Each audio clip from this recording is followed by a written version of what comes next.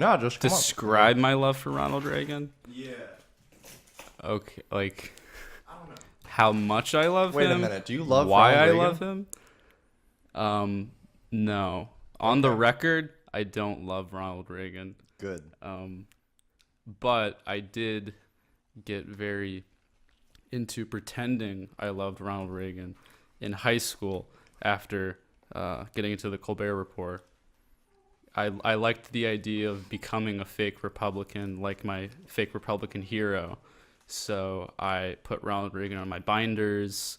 I believe I mentioned him in my senior yearbook thing in the box. Did everyone know it was a joke?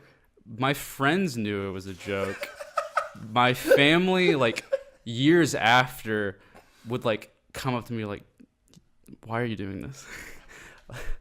Like, because he would be like my phone background. He was my Facebook profile picture at least once or twice. So, like, my brother thought that I was a Republican and was deeply troubled by that. How long did you keep that going on? Through With your college, at least. It was like from junior year, probably up until sophomore year, that I retired it. I kind of retired the whole Republican thing after the election. Oh, that makes sense. That's kind of when I was like, oh, maybe this is too much at the moment. Yeah, it might be. It's a little sensitive to be a Republican right now. Yeah, To be a fake Republican. yeah. I guess that's. I mean, hey, that's what your boy Colbert did too. He was like, well, I'll host the Late Show now, and he just talks about Donald Trump now. Yeah. Have you watched his show now? He does the Late Show, right? Yeah. Yeah. I used to watch it every week, my freshman year of college, because that's when it started. But I slowly, during that freshman year of college, stopped watching TV pretty much almost entirely. Okay. And I maybe watch clips of it when there's something good, but I feel the same way about Conan. I watched Conan like so much back in the day, and I just never fucking watch TV anymore. So. yeah. What was your freshman year? Was your freshman year did it start was it well, this is a question. Was the election during your first semester of freshman year? No, thank God. Okay. It was mine. Yeah, yeah. It was the first semester of my sophomore year. Yeah, that piled on with my first semester of college, I think would have broke me. But Dude, it was a lot. I remember like cuz it wasn't just like the election itself. It was like just everyone was so hostile on campus. no, like just talking to the friends that I had made the previous year, just about mentioning the election, mentioning the possibility of voting in the election, let alone the people in that election, was something where it's like, I mean, everybody knows what we're talking about. I don't have to explain what the election cycle was like to everybody. Yeah. I think everyone went through it. Yeah. For the most part. I'm going to clean up my food here cuz I just started eating and I know it's going to be really gross when I eat in the mic. Question for you, Alex. Mm-hmm. Yeah, you can take a question while I'm going with you. Talk about your childhood trauma. What? Are they referring to a specific incident? Childhood trauma.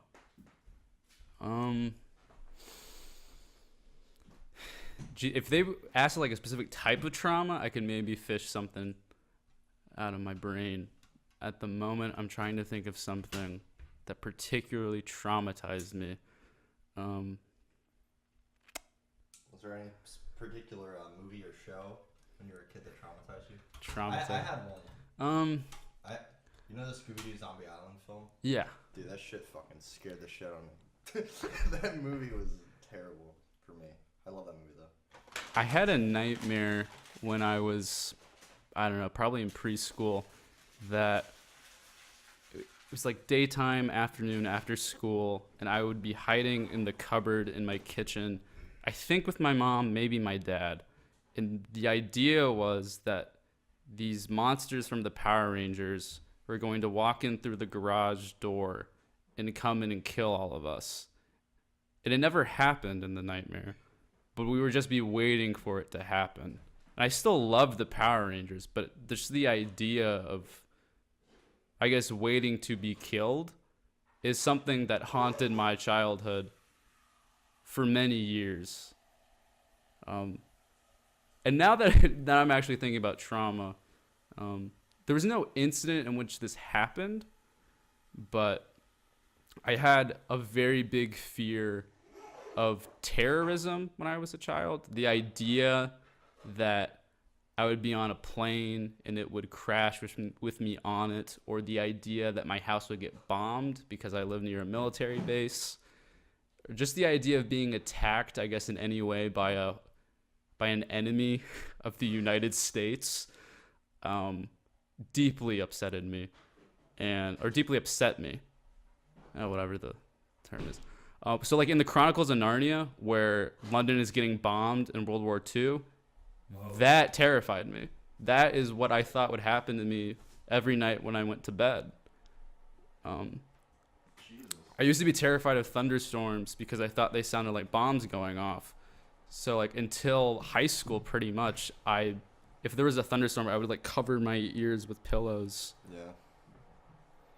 Dude, one year, they moved like the New Year's celebration or whatever to like downtown of Salisbury.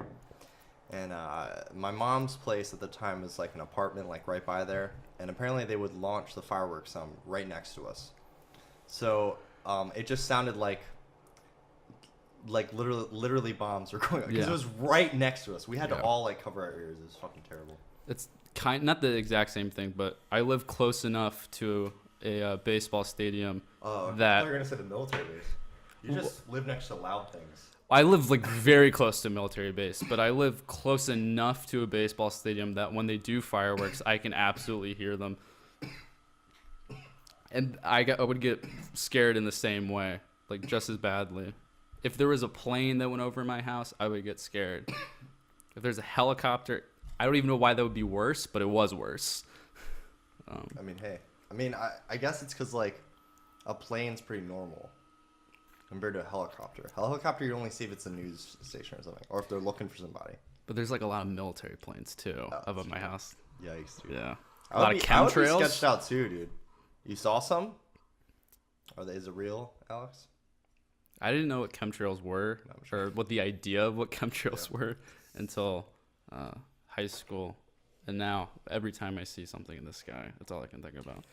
What's the craziest conspiracy theory that you buy into, personally? I don't think this is the craziest, and I don't even know if I buy it. But it's the one that came to mind first immediately. Jared Samarco, name drop. Oh, maybe I shouldn't say the last names. He fully believes that the Towson University system does not purchase actual Pepsi products, that they buy off-brand sodas and put them in Pepsi machines because they're cheaper. I mean, they do that at the drink fountains. Does he think that they do that in the Pepsi machines themselves? I don't think so. But so he just believes they're in the fountains. Yeah. I believe that too. I mean, I'll believe it. I think it's funny. I think it's fun. It's a big prank. You know, I probably shouldn't be saying this, but I work for the university. I have maybe I could go back and figure out the truth. Okay, cool. Yeah. Get a GoPro on. Sam does too, man. What's up, Alex? Oh my Why God. Did you ask him the question about the Taco Bell? So, we have a... Did you eat my Taco Bell? No, I didn't eat your Taco Bell. Sorry.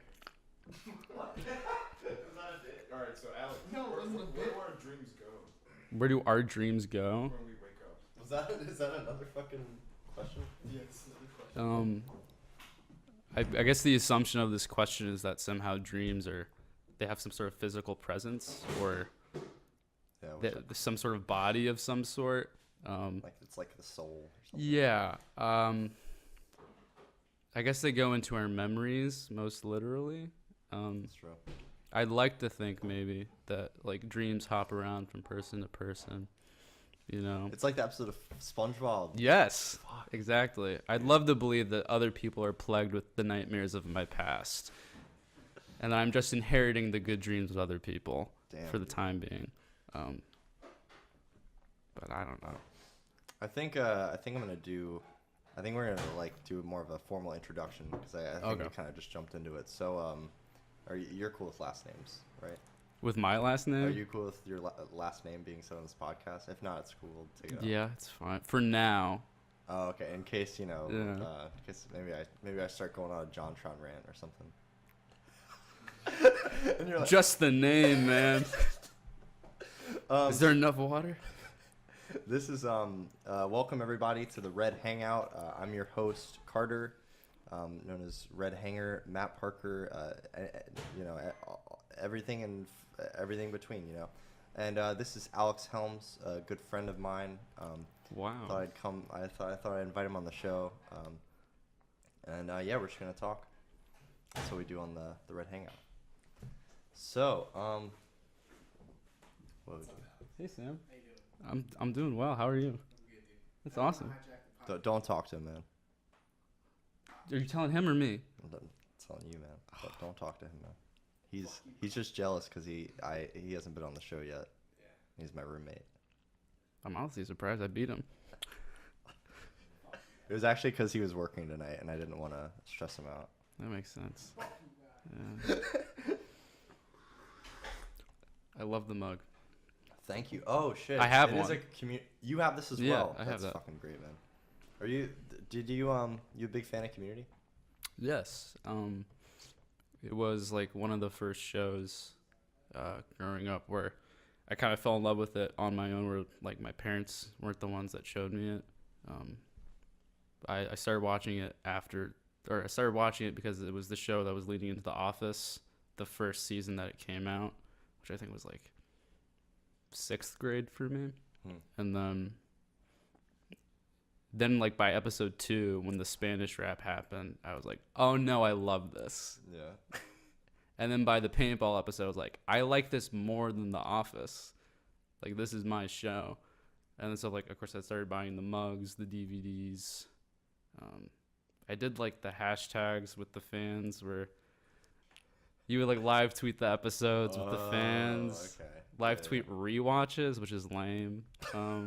They would do fucking rerun. Yeah. We're just like, Wow. we're just going to rewatch, like, the entire show, and we're going to use this same hashtag. I do this because of the Jimmy Fallon sketch. Oh yeah. It's a problem. But yeah, started following Dan Harmon. I listened to his podcast for a little bit.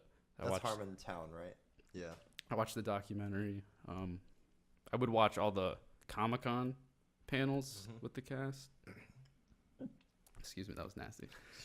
I followed like all the writers on Twitter. I still follow the writers. Like, I remembered Alex Rubens was a writer on Community. He wrote the most recent Twilight Zone episode that just came out. The comedian. Yeah. Oh, okay. That was a good episode. I like Yeah. that. What did you think of season 6 of Community? I'm just curious when people like, especially Community fans, just Yeah. like takes on that.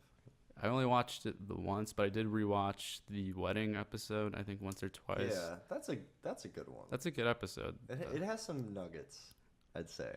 The I forget the actor's name. Keith David. Like, Keith Oh. David's part about impressing white people That is one of the best Community bits, I think. Yeah. No, I remember like nothing is more memorable from that season than that line. Yeah. And just like, oh my god.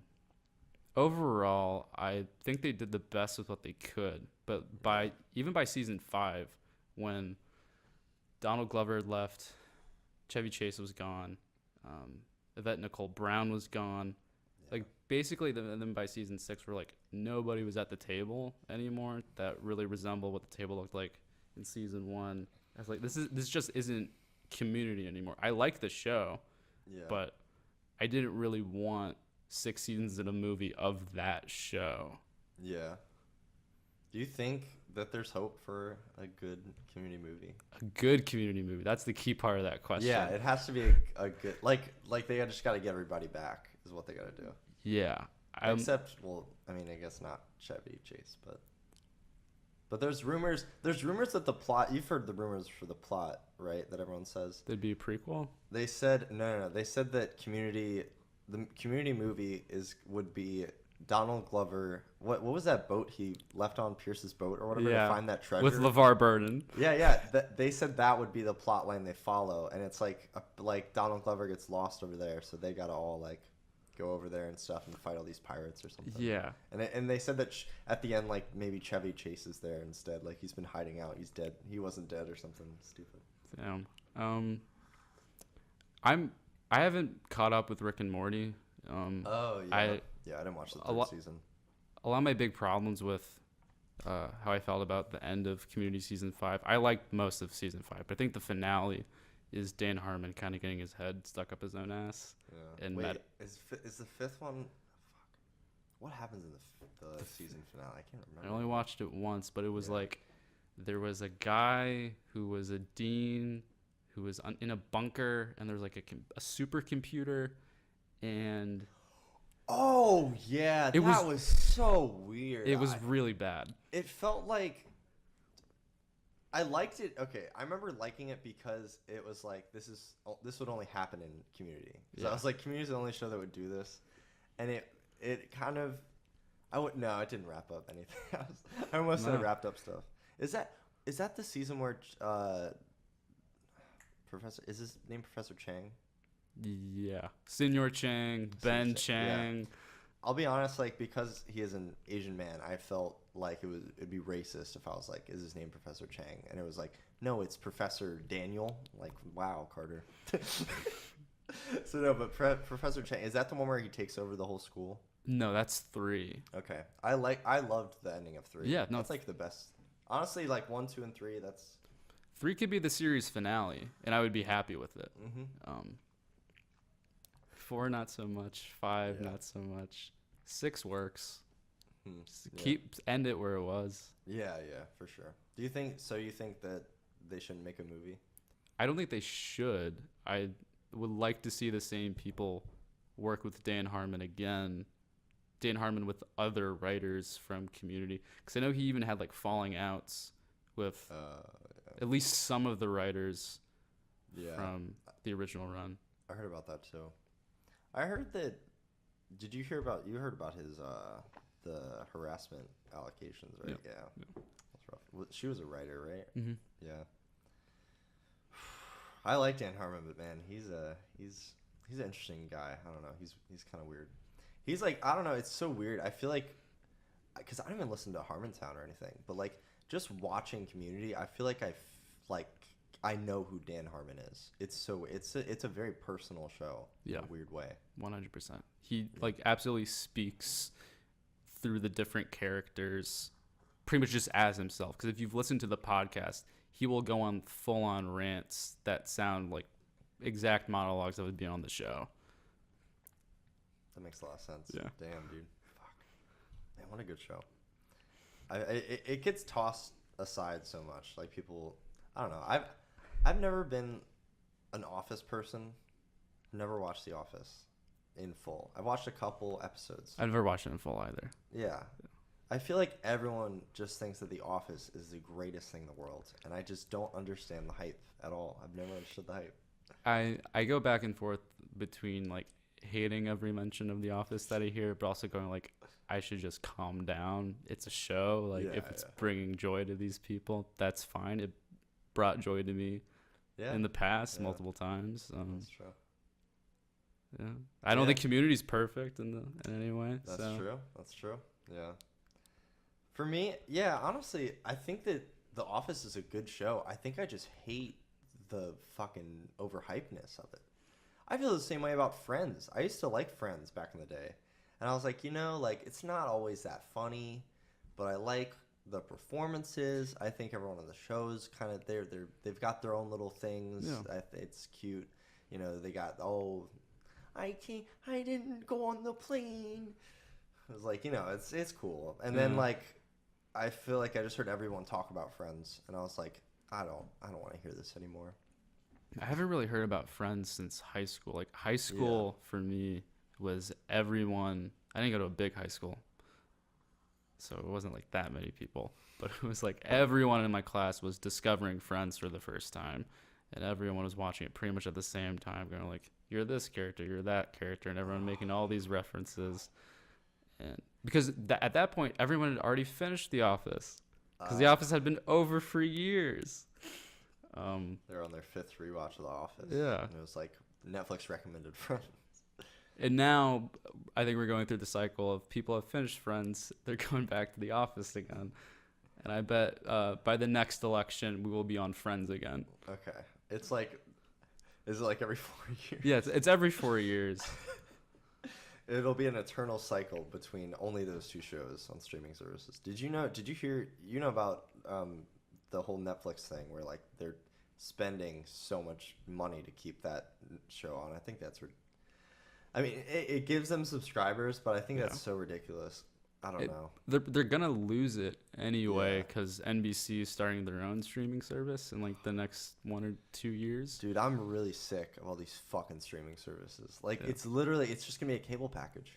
It is. You're just gonna buy a ton of fucking cable packages, and it'll be $80 again. This is how they fuck us. Because they just switch to streaming.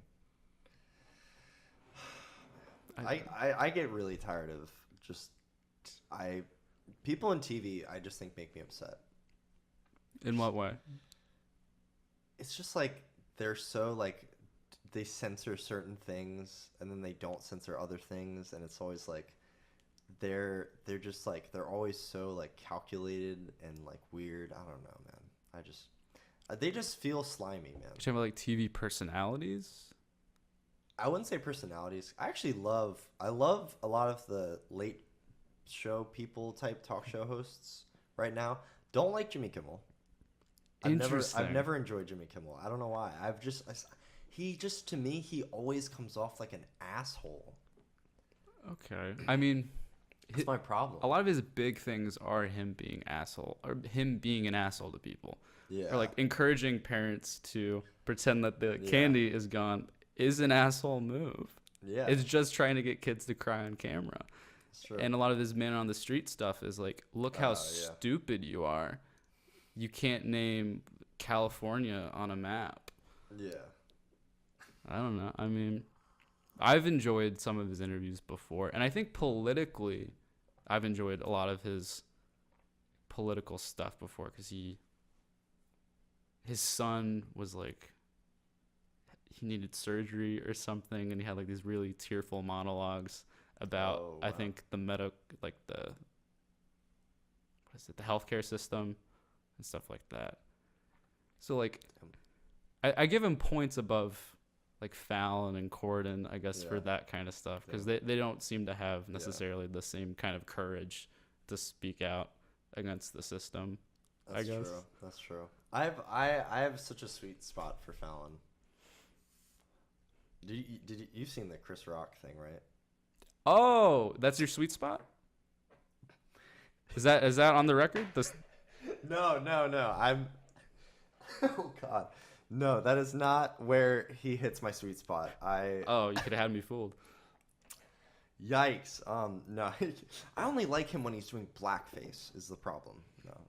But I wasn't nodding yes to that. I was But- yawning but, yes till we got him. I was saying that as a metaphorical, or not a metaphor. It was a joke. It was a joke. I don't really think that. I just think Jimmy Fallon's I think he's a funny. I love how he interviews. You love how he interviews. I like it. I like it, man. Okay. I think I love that he always looks like he's having a good time. I think he tries to look like he's always having a good time. And I think he does have a good time when he has his friends on. I don't know, man. There's a great video on YouTube somewhere. I've watched it several times actually. It dissects Jimmy Fallon's laugh and why it seems fake. Okay. Send me a link. Yeah, it's really good. It talks about how like his time on SNL trained him to like not like first of all like he was always known like he would break all the time and just start laughing. And he cuts it so quick because that's what he learned on SNL, to like cut it and just keep going. So it's interesting to think about. I don't know. Okay. Have you seen the clip of is it Rami Malek? Is that how you say his name? Oh no. Rami Malek Yeah. on Sorry, that is how you pronounce his name. But The Tonight Show, and he's telling a story, and he touches Jimmy Fallon's hand, and Fallon's reaction to it. what is his reaction? Well, it's like a 10-second clip. If I broke it Okay. down in a story, it wouldn't be funny. It wouldn't be funny. Okay. But like, look at it. Okay. I think it's a good counter argument to. I think all the talk show hosts have to be fake well, yeah, they- because they do it every day. to is the some problem. degree, but I think Fallon is a guy who maybe because we scrutinize him more, the more that you can see him being fake, or like when he reveals how he's actually feeling, or like, hey, you can't trust this guy.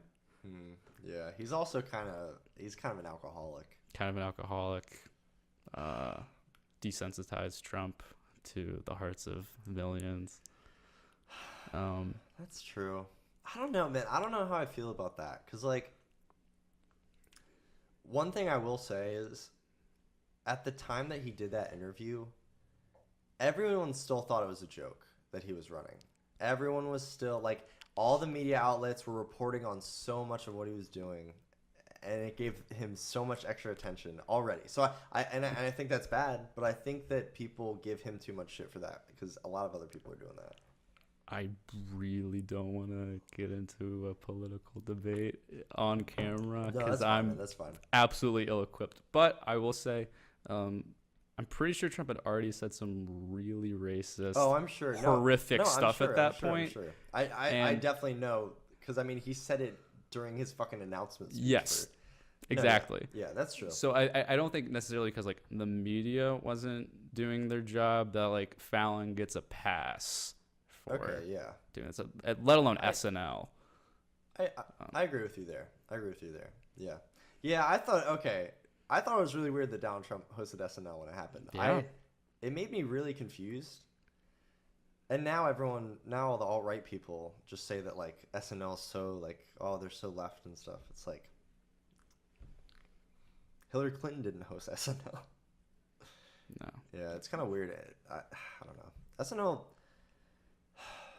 Have you seen that new? There's like a meme going around because Pete Davidson does this fucking character on SNL, and his name's Chad. And the joke is that he just says okay to everything. I haven't seen this. It's not funny. Oh, okay. It's like they were doing a bit where like it was like Scream, and he got like the phone call, and it's like, oh, what's your favorite scary movie? And he was like, oh, I don't know. Is this like a recurring sketch? Yes, it's a recurring character What, is he doing it on Update or in like sketches? in sketches. Okay, why have I never seen this? I know it's so fucking terrible. How do you feel about Pete? How do you feel about Pete Davidson? My Do you have any strong opinions on him? my main exposure to him was after I think the Suicide Scare. No. It was after he apologized to the disabled guy who was running in some election, I think. Like he made fun of him in a joke, Oh, Pete. Okay. and then he publicly had like that guy come on, and like that guy roasted Pete Davidson on Update. Okay. And America was like, "This is how you be civil." But then a lot of people on Twitter that I follow like showed like, well, this guy is also kind of a scumbag, so like maybe we shouldn't lift him up on a platform and pretend like he's a good guy that we Yeah. should respect. So I don't know. But back to Pete Davidson. Back to Pete Davidson. That's when I first started paying attention to him, because then like That's he when was got on your radar. he was on my radar, and then he was like one of the most popular people on SNL because he was, I think, still engaged to Ariana Grande. Yeah. at that point. Yeah. He got really big off of that. That's like the first time I heard of him, honestly. I knew him because I was like, that's the young guy on SNL, but like I didn't pay attention to him because I didn't think he was particularly noteworthy. Yeah. Except for the fact that he kept getting tattoos and he had to cover them up in sketches. Then I started watching his Update stuff, and I thought that he was pretty good, or at least pretty funny to some degree. And then there was the Suicide Scare, and then John Mulaney kept coming on with them, and I'm a big fan of John Mulaney, and I think they work really well together because their comedic personalities are very different from each other, and the fact that they dress very differently, they talk very differently. It's kind of this, fun dynamic that seems kind of like you would write characters like this because there's so much contrast, but they're just naturally friends because Mulaney kind of went through the same addictive problems that Davidson had. And Yeah. So, what was I gonna say? I like Davidson now. Like, he was in some of the really funny sketches that Mulaney was on, or that Mulaney did the last time he was on. And I would like to see them live because they've been doing shows together. Oh, really? Yeah, ever since the scare. But Damn. I also That would be cool. have been watching Davidson's stand-up when he was like 16. He would do stand-up, I think, at some club in New York or something. You can find it on YouTube. He sounds exactly the same at 16, but he looks like a 16-year-old. He's wearing like a zip-up sweatshirt, jeans. He has like the worst haircut that he's ever had, but he's like the exact same guy, and he's still pretty funny. He's like has the confidence and the jokes that I think a lot of stand-ups wish that they would have had at At such a young age. at such a young age, let alone like at that, like, I think there are a lot of comedians that are like in their 30s and 40s that don't have good material that Davidson had when he was 16. Yeah. What do you have like a particular set of comedians you enjoy? Stand up? Yeah, like stand up. Yeah. Growing up, I was a big fan of Jim Gaffigan and Brian Regan because I would watch those with my dad, and I don't like him now. For the record, Jim Gaffigan? Or, no. or the other guy? I was gonna say Jeff Dunham. Oh man. Jeff Dunham was like my entry into YouTube. Was part of my entry into YouTube. Damn. And part of my entry into stand-up comedy. I still like some of Gaffigan stuff. I still like some of Brian Regan stuff. But the guys, I guess they're all guys. The guys that I'm into right now are Bo Burnham, Dimitri Martin. I'm really into this guy named James Acaster. He's probably my favorite right now. And John Mulaney. I've seen all of them live now. Great. Damn, dude. Damn. I always I've stuck to when I was a kid. I just have two yikes comedians that I've liked. When I was a kid, I really liked Bill Cosby. Well, he was great. You can't say it's big yikes because of the comedy. That's true, because the comedy didn't have anything like that. Right. And then the only wholesome person I like is like David Cross. I like his comedy. You consider him wholesome? I mean, he's never done anything he's never drugged a woman. Well, he's had some yikes statements, I think. Shit. I think he's had some like Me Too yikes stuff in terms of what he's like said in response to stuff, which is weird because his wife Amber Tamblyn is like huge into the Me Too movement. So, yikes. Okay, well, I guess I just don't like any comedians that are. Yeah. I think all the comedians I like are just bad people. But no. But and then the one I really liked, I was a really big fan of Louis C.K. I was like the biggest. I watched Louis. I loved that show. I fucking loved his stand up. I watched him like religiously for a long time. Then I heard about like all the allegations, and I don't think I've watched his stand up since, actually, just because it's so like. There's so much of it where he makes masturbation jokes, and it just takes you out of it because you're like, fuck. You're like, dude. Did you read? Well, as you said, you haven't watched, but did you read like the transcripts of any of his latest stand-up shows that he's been doing in New York? Yeah, I heard about that. It's like the Parkland stuff. I never read the exact transcript. Do you remember any specific words? Oh, do you want me to tell them on the show? I mean, if you... No, I don't want to do that. For the record, I don't want to do that.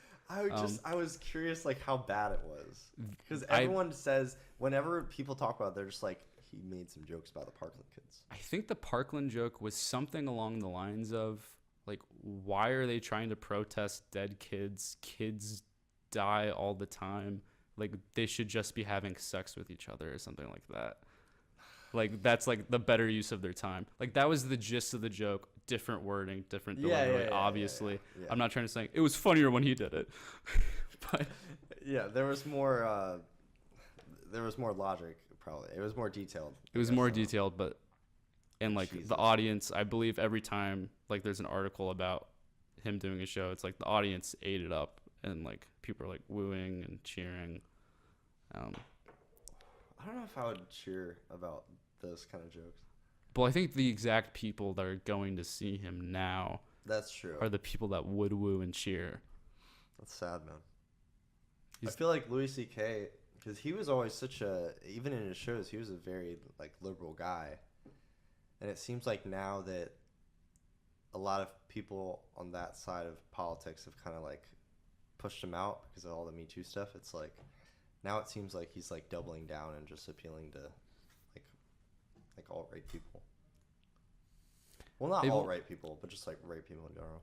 Well, I think before he admitted before he admitted to all this stuff, I think his public I think publicly he talked about his political beliefs as like, I'm not left or right, I'm somewhere in the middle, or like I won't tell you guys to the degree what I am. I'm just going to talk about how I feel about stuff. So I think he always had people that were conservative, that were fans, because it's like he was never like fully left, or he was never explicitly left. Yeah. And like he definitely like said the N-word very openly. Yeah, and he did. not only stand up, like in that talk about stand up in front of Chris Rock. So Yeah. I don't think he was like crime free necessarily No, before. I always thought that was sketch. Dude, I don't know why, but like when all the allegations were coming out, for some reason I knew in my heart I was like Louis C.K. I don't know. I knew that he was gonna be on some shit. Well, like I don't know why I felt that way. the allegations had existed for a long time before like the Kevin Spacey Me Too stuff started happening. Yeah, that's true. It definitely was not the first time I had heard about them. It was the first time for me, I'll say, which is weird. It didn't surprise me, but it was the first time about hearing about that. It was like I would keep hearing about it, but the allegations would never explicitly say Louis C.K. They would say a major person in comedy, like the biggest person in comedy, did this to me or asked me to do this, and I can't say their name because I would never be able to work again. And then people would be like, well, is it Louis C.K.? He's like, I can't say that. I'm not hinting at that. Yikes, man. It's so weird how it feels like stories, they almost like bubble up. Because like certain people know about it for like a long time, and then one day it's just like all the headlines. It's just all it takes. And it's usually like an event obviously happens or something. I just remember like with all that fucking R. Kelly shit, I had felt like I was hearing about this like in 2016, and like everyone got really surprised about it, like when Surviving R. Kelly came out, and I was like before this did you see he released a 13-minute song called, I think it's called I'm Sorry. I think I heard about it. Did I you didn't hear it. I heard about it. I heard all of it. Oh. Well, it is the most jarring thing I've ever heard in my life. Oh my god. Is it like Trapped in the Closet? Almost. Okay. He does the sing-song, talky kind of thing. I was a little bit. huge Trapped in the Closet Oh, fan. me too. In I middle enjoy school. it. It's a good ass. It's still good. I don't know about that. I started rewatching it, I will admit, because I was curious if it would hold up. Did it age pretty badly? I got to the part in Trapped in very early on where like one of the twists, I don't know if the people at home are familiar with Trapped in the Closet, but Trapped in the Closet. Sorry guys, spoilers for a extremely old property. It is a hip opera performed and written by R. Kelly with one of the most same. complicated storylines Oh yeah. literally ever written. Yeah. Where it was like broken up in like 20 something chapters, about 3 minutes long, and at the end of every chapter there would be a twist. In the first chapter, I believe it was just that the guy that he had or the woman that R. Kelly had slept with, her husband had come home and found him in the closet. Yeah. And that's he pulled the gun on him. It's like, oh, is he gonna kill him? And then like 3 chapters later, eventually at some point, R. Kelly finds out that his wife is sleeping with a little person. And the twist, the lyric to end that song, that reveal is like, I can't believe he's a midget. And that the word midget echoes multiple times because that is the style of the song. And I don't mean to use that word in a derogatory way. This is the song. Yeah, it's a song. I just think that's so. I remember like just when I was watching it, I was like R. Kelly. That's very early on. Yeah, I remember it. It was one of the things that turned me off, to be honest. Like it was one of the parts where I was like, okay, R. Kelly. I honestly like sometimes I'd get frustrated by Trapped in the Closet because it felt like the pacing, to me, almost was a little too slow at parts. It'd be so weird. It'd be like there's one episode where like all this shit happens, and there's one episode where they just go to dinner. I think I do remember the dinner one. Well, it's like most of the twists are pretty much the person that we're singing about in this song. Oh, it turns out they're sleeping with somebody else. Yeah, or they're gay. That was my favorite twist. Oh, I love that one. What does he say again? He's like, but he was gay. Well, I think like, the lyric is, and I can't believe it's a man. Oh, yeah. Because like the guy pulls out his phone and he's talking to the person he's been sleeping with because he's revealing to his wife that he's also been cheating on her. Yeah. And That's what you do when you find a man in your closet. And R. Kelly pulls a gun on him on the phone. He's like, what is going on? Tell me what's going on. And the guy never uses a specific gender pronoun. And so he's like, I think he calls the guy baby on the phone. So you're like, you might assume that it's going to be a woman. But then R. Kelly cannot believe it's a man. R. Kelly, very progressive man, decided to put some gay representation, No. I thought that was, doesn't he like get in the next chapter? I remember, I think he get like, he's like, I feel like he gets upset. Yeah, he definitely gets visibly upset, and like he almost gets more aggressive with his gun. He shoots the gun off at one point. He gets so upset that he shoots the gun upwards to the floors above. Yep, to kill an unsuspecting child or woman just sitting there like. But he usually gets upset not because of what's happening, but because he doesn't understand what's going on. He just doesn't know.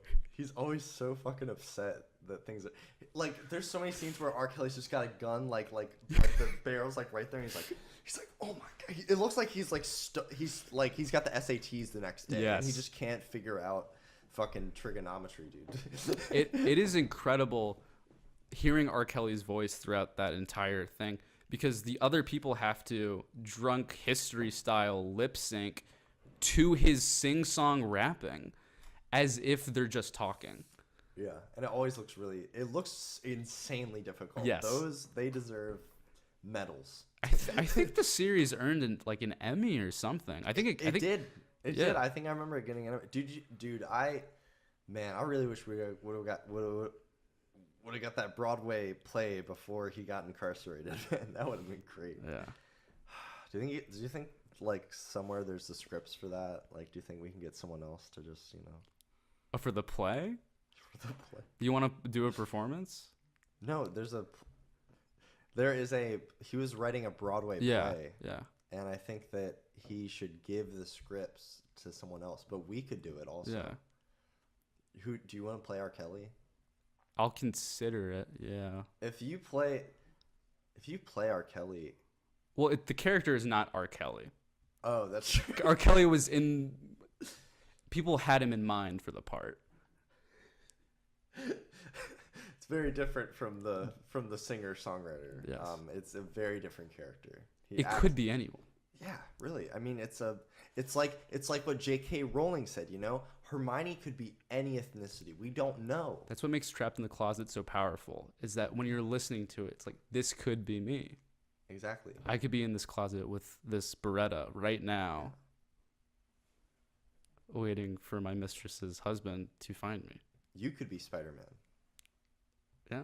Into the Trapped Okay, in the Closet did you- verse? You saw the Spider-Man, right? Which one? The new one. Yeah. Yeah. What do you think of it? You like it? Yeah. Yeah. I really liked it, but I was listening. Someone was saying like, they're like the message of Spider-Verse is like everyone's version of Spider-Man is like canon. You know, it's like your OC is real. I was like that's not the message of the film. I was like, why would you? I understand like everyone can draw, you know, what they draw from film, but I'm just like, the message is that you, like, anyone can be Spider-Man. That's what the whole movie's about. I mean, I think still by that logic, you could still get to that. You could, but I would say more that I would like for people to have a personal, like, feeling about it and not just like, oh my god, that means my Sonic Spider-Man is canon now. Oh, and just get off on that. I feel like I would like for them to, you know, put some confidence in themselves, man. Oh, I mean, yeah, for sure. I feel like the filmmakers would prefer that as well. Yeah. But Did you know there's a Marvel comic about 9/11? is it from the perspective of any of the heroes, or is it just covering the events? It's from the heroes, dude. It's really upsetting. They like try to like fix it. They like try to save it, No. and they realize they can't do it. No. No. Like I'm serious. And like the whole tragedy happens because, you know, like they just like it was just out of nowhere. So they're like, and they just like they're trying to save people. It's like firefighter style. And then like they realize like I think it's when one of the towers like does the big collapse. Like I think it's like Spider-Man and Captain America. They're just like, we couldn't save him. It's like so fucked. It's so sad, man. It's so sad. It's such a like. It's just such a, for me, it's a weird pick for comic books to do that. But I mean, it makes sense. I don't know. I get from the Marvel perspective as to why they do it, because they always try to incorporate real events that actually happen in our actual history, and then try to work it into the way where the characters can react to it. Yeah, I mean, one of their villains are literally, they're literally Nazis. Yeah, and they're heavily featured. Like Barack Obama was in I think the main Spider-Man comic at the time when he was president, like when he was elected. I thought for a second you were gonna say Barack Obama was in Hydra. Yes, yeah. I'm sorry. It's in the canon. When he was inaugurated, he turned to like the security guard and said "Hail Hydra" in a whisper. Yeah. Yeah. It's weird that the movies didn't do that. Which movies? What? I was just doing a bit. Oh, okay. It's weird that the movies didn't include the Barack Obama. Obama was Hydra. I think they wanted to hide it. Because in the movies, the president, ever since I think Iron Man 3, has been president. Fuck, I forget his name, but it's been like the same actor. Yeah. Has always played the president. I think they should do something more fun with that. I don't know. Yeah, it's weird. Do you have you ever like looked into what DC does in terms of like their whole, like how they map out their cities? Because they got like Gotham, and they have Metropolis, and they have like Capital City, and they have like all these different fucking origin cities, because they just don't pick real places. And it's not clear where any of these places are on the map. Yeah, and like so get this, in the Batman universe, Gotham City exists, New York City exists, Metropolis exists, Manhattan exists, everything exists. Chicago exists. Yeah, Chicago exists, and then Capital City exists. Like, it's just like every single fucking city that they're based off of, it's just the other city. And it's implied in many stories that Metropolis is within view from Gotham City. Yes, they're like across the pond. Why? Why would you? Why do we need that? Because shared universes are chaos and hell, and they were never supposed to happen. Dude, and also I watched a breakdown. Someone broke down like what the geography would be like if these cities were actually there, because it's like America would be so different, like Yeah. just the economy and like our geography would be changed. And another thing was like DC, I think like you remember Lex Luthor was president at a time during DC Comics, and then apparently like at a random time like Lex Luthor doesn't become president, and then it's just Obama's president. Yeah, who Yeah. cares? They just drop it. They're like, oh, whatever, fuck it. Fuck it, who cares? DC seems to be like that with canon, but I'm liking that in their movies. Well, in Marvel, Norman Osborn, the Green Goblin, also became president in the same timeline where Barack Obama was president. That's amazing. So it's equally insane, I Yeah. think. Yeah, that's true. I think it works for Marvel just because of the fact that it's real world. I think for me, it's easier for me to believe that Barack Obama is like shaking hands with Iron Man than Barack Obama is shaking hands with Batman. I guess that's a good point. I can't imagine Batman shaking hands with anybody. Anybody. Maybe Ronald Reagan. Yeah, no. For some reason, I can see that. Was that in a Batman? Well, in The Dark Knight Returns, Ronald Reagan is a character. He recruits Really? Superman to fight Batman, essentially to kill him, I think. Yeah. I think it's implied to kill him because it's understood that Batman Yeah. will not give up. Have you ever seen, there's like a video breaking down the original Batman versus Superman that was going to come out. Like, it's not the one in 2016. It was like way back in like 2008 or something. Like a draft of the script. Yeah, there's like a script. It was a script somewhere that someone got. And it was basically the plot from Dark Knight Returns where like Superman turns evil or something or whatever it is. It's always some bullshit. And then like Batman throws Lois off of a fucking building or something. But like there's like in the beginning, for some reason, Batman has a love interest. And then that love interest dies. And it turns out that it was from a bee that the Joker made. That he made a poison bee that got to her and then poked her. Like, why? That just seems like so convoluted for a. And then like later on, it turns out that she's like a clone or something that Joker made. So why did he kill it? Why would he kill his own clone with a bee? Why wouldn't you just put something in her or something like that would kill her? Why wouldn't you just like use that to your advantage? Like, there's a lot of questions there. I'll just say that there's a lot of questions. I like that decision. I feel like DC hasn't played enough with the idea that Joker, who is a comedian, a funny man, can do some funny stuff. He can It's do true. some funny kills. Some funny kills. I really liked in The Dark Knight when he It was magic. yeah, it was really funny. Honestly, okay, I watched that movie and I honestly didn't get where the pencil went for the longest time. I don't know why. I'm so stupid, dude. Well, I was just young. I think I was just young. Oh, I didn't understand it yet. I don't know. I wasn't paying attention. I really wasn't that young though, if you think about it.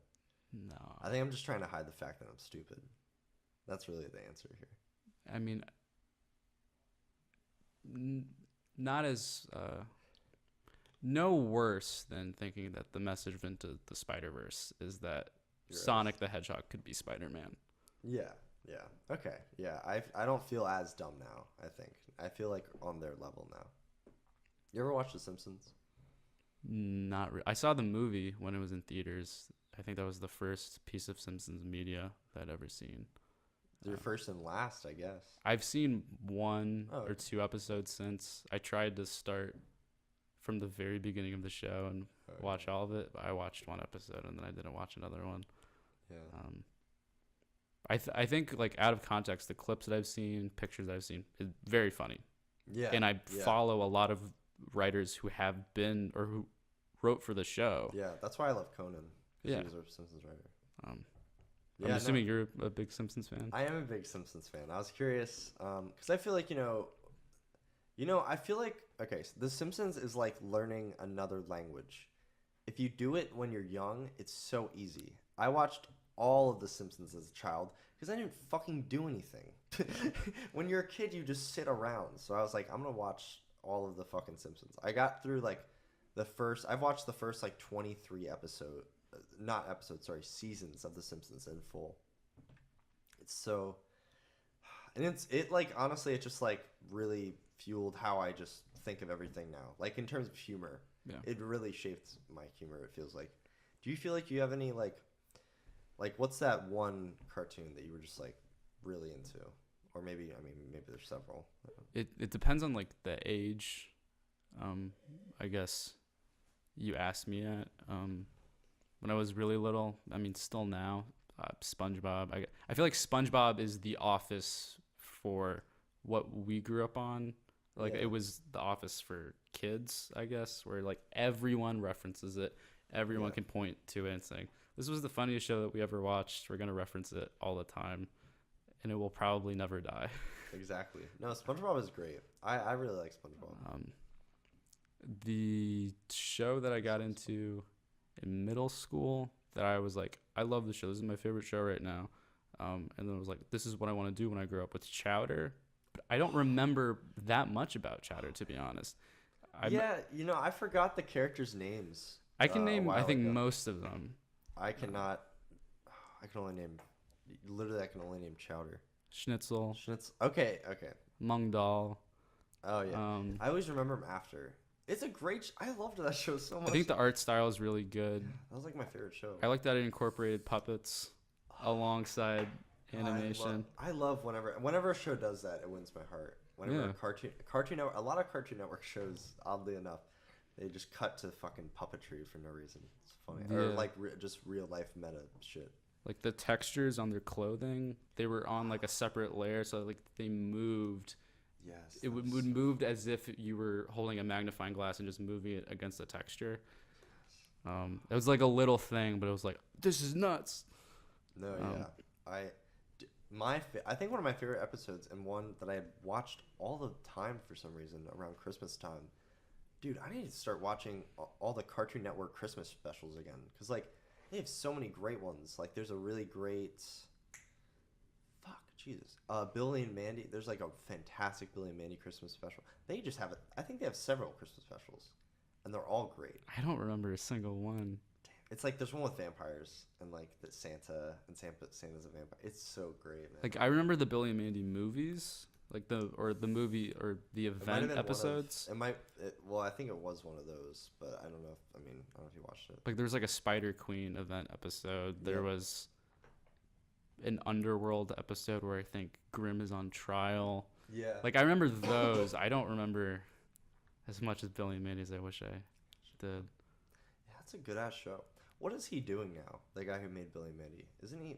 He I feel like he did Ryan Wilson would know this. a pilot for a Hoss Delgado spinoff that aired on Cartoon Network that I saw, and I was like, Yeah, I really I hope remember this that. gets off the ground, but it didn't. Do you remember what the guy's name was? I used to know. If I saw it, I'd remember it. But yeah, he's a cool guy. I like recently when I've seen clips now from Billy and Mandy. Did you know why the fuck YouTube is such a weird spot, like place. You can go on YouTube and an entire fucking show is just on loop on a fucking live stream, just for everyone to see. No, and YouTube just doesn't take it down. Yeah. But like all of my shit, like all this shit gets demonetized, and then there's child porn on the website. It's like, what is going on? What is going on with YouTube, man? I mean, that's an entire discussion on its Exactly. own. When did you start with YouTube? I actually asked Brock this same question. I think this is the part of the show that I had watched or I started tuning in at during the last episode. I was introduced to YouTube through my friends in 4th grade because they were watching Weird Al music videos. I didn't know where to see them. So they just told me to go on YouTube and look up Weird Al. And then I was, what's YouTube? It's a website. Oh, okay. Type that in. Type in Weird Al. And then I was introduced to music, I guess, at the same time through that as well. I had some weird starts with music. Music came way later than YouTube for some reason. Because all I would do on YouTube for music was I would just look up the Kingdom Hearts soundtrack. and I would watch those AMVs where it's like all like crazy like edits and stuff. I That's where forgot I'd about heard. those. You know that song, "Bring Me to Life"? The first time I heard it was in a Kingdom Hearts AMV. I used to I was like, watch a this is lot sick. of RuneScape music videos. Fuck. That introduced me to a lot of music that I still listen to today. Damn. Yeah. You ever were you a Minecraft guy? A Minecraft guy? Yeah, I think I was the person in my friend group who, from YouTube, found out about Minecraft Yeah. and then told my friends we should buy this and probably play it. Mm-hmm. And now I have some friends who are currently, like, they started their own server and they're getting back into it. Because if you look at how it's been updated, it's completely different than what it was like 5 years ago when I was playing it. Yeah. Damn. I remember. I don't know. What year specifically did you join YouTube? I think I joined around 2007. I think maybe 2006, 2007. Okay, cool. I was It was a golden era. I was in 4th grade when I first started using it. But I really got into it in 5th grade, and that's like when my friend Evan started like just sending me sketches and things that he thought was funny. It was so great for that time, man. Everything illegal you could think of, I know. just uploaded to YouTube. Yeah. YouTube just didn't care, man. It Yeah. was so great. God, dude, remember when the channels were like all those fucking boxes? Yeah, I remember I customized mine out so bad, dude. mine was so ugly. I know. It was terrible. Do you still have the account that you started with? I had to delete it, man. It was too bad. Do you know what it was called? It was, oh, I remember. I believe it was because of Carter Mason. And I really liked the number 10. Okay, yeah. And that was it. And I had that for a while, and then I had, which I still have this account.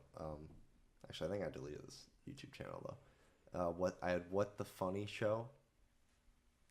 I had some accounts like that, That makes or me I never upset. did anything with them. I just like made sure I had the account if I wanted to make Okay, that's smart. something like I didn't that. do that. I was stupid. Yeah. I made terrible YouTube videos on the ones I fucking saved. Um, Oh, and then I had Schmitor. That's what I use in all of. Well, no, I think it's pronounced Schmitter.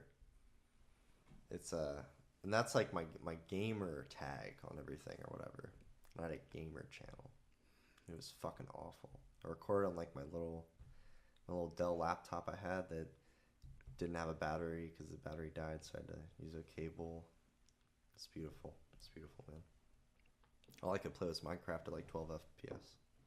so this was like not an early channel. This was relatively recent enough. No, this wasn't recent. Not recent? That was I don't mean like in the past 4 years. it's like the past 6 years, I feel like. Like, I could be totally wrong. I have like all the files. I found all the files on my fucking computer because I saved my laptop hard drive. God, there's so many fucking files. Too many. But no, see, this is the thing. I had to always delete. I'm just an idiot. My passwords are like really.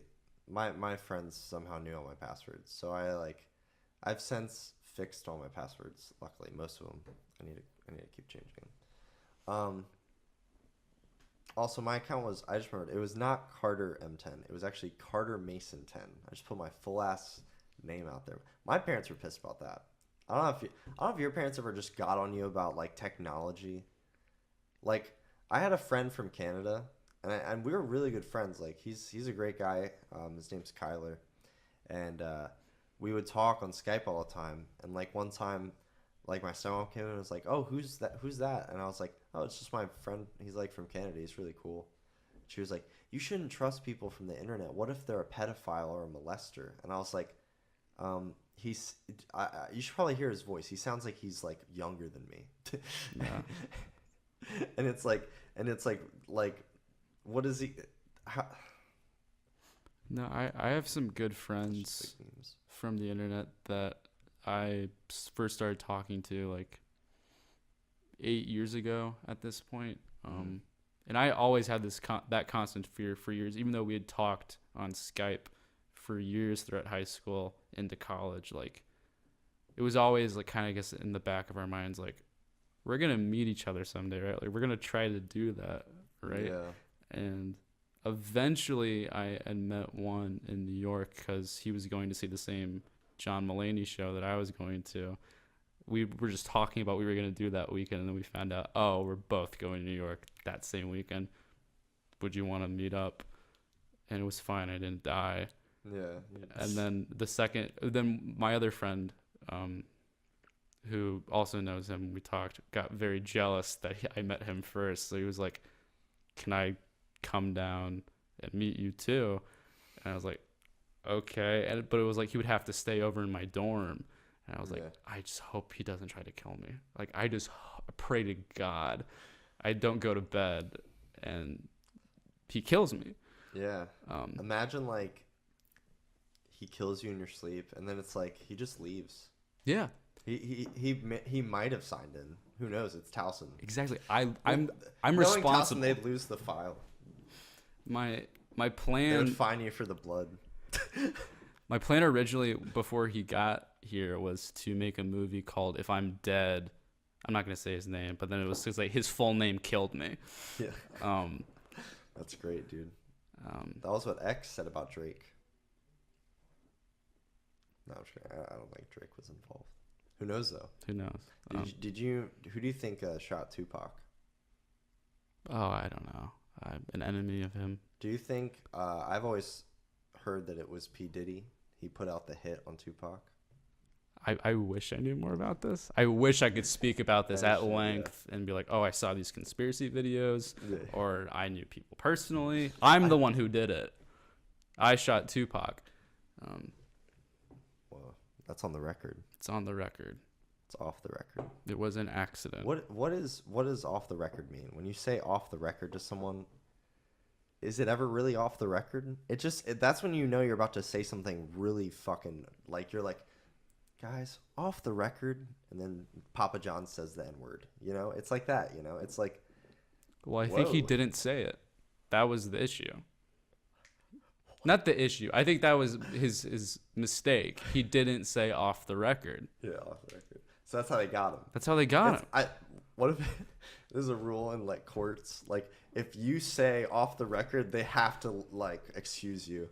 If they have, like, you on tape and you're like, off the record, they have OJ and he's like, oh, man, off the record, man, I totally killed her, man. And it's like, and then they're like, off the record though, it's fine. And they're like, well, he said it was off the record. Yeah. So if you say off the record in front of a jury and then you go back to on the record, the jury has to ignore everything that you said. Oh yeah, it's inadmissible.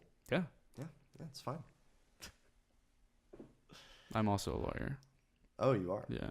I've actually always been, like, honestly, I have been interested in law. Me too. I wanted to pursue a degree in law, but then I was like, that's too much school and work, and I'd rather not do that.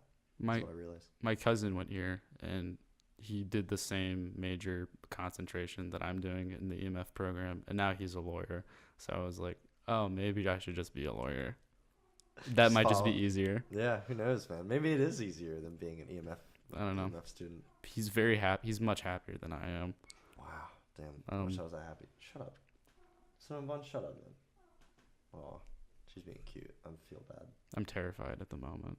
Of cats? Yeah, well, Of not in the moment of cats. I'm terrified in the moment because of the cat in front of me. Okay. That makes sense. Makes sense. Yeah. Shit, what were we fucking talking about, man? We were talking That cat about got me distracted. Terrible host. lawyers because we Oh, were doing a yeah, bit about shit. off the record, Yeah. which was the result of Papa John. Oh yeah, Papa John saying the N-word. Which was I'm lost. Did We you hear- were on YouTube at one point. Oh yeah, we were. I think it's all. It's okay. It's okay. It's all one big. Did you hear about Shaq being the mascot of? Very excited. What do you think about that? Because it's like. And also, have you paid attention to their commercials ever since the Papa John's incident? Oh, the ones where it's just people saying you guys are racist over sad piano music, Basically. and then they go, "We're here to listen." Yeah. Yeah, yeah, I love those. I ate Papa John's exclusively after those. I just think it's like they're just like, guys, just quick, like we just got to show that we it's like find all the employees, just fucking put them in. I don't care what I don't care, guys, just whatever. We got to fix this. And they're like, guys, let's just get Shaq. If we got Shaq, we're not racist. It was a power play. Honestly, I wouldn't be surprised if somehow they like fucked up and just hired OJ. They're like, we need By accident? Yeah, like they're like, we need someone who's not controversial. Yeah. Let's get OJ on. What's he doing? What's he doing? I mean, he loves the product. Papa John. Shaq was like, I love Papa John's. I love this product. I'm a big fan of this product. Dude, I used to be a big fan of Papa John's. Like, I love Papa John. Have you seen that fucking picture of Papa John's, like, just fucking drunk out of his mind? I think there are multiple, like, series of photos. This is a great one. He looks like he just fucking went through, a fucking waterfall. This is the one where he has arms around two Yeah. guys. Yeah. It's awful. It looks. Have you seen the first X-Men film?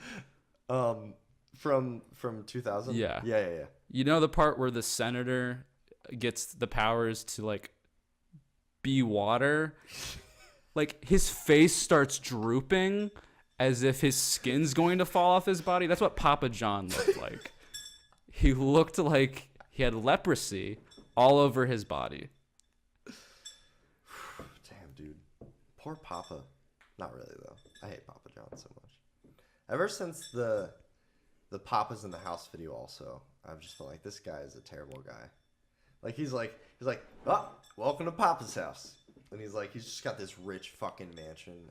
And all his employees are just, like, so fucking broke. And, like, they probably treat their employees like shit. Oh, no, they absolutely do. Or they did. I don't know. With Shaq in the house now.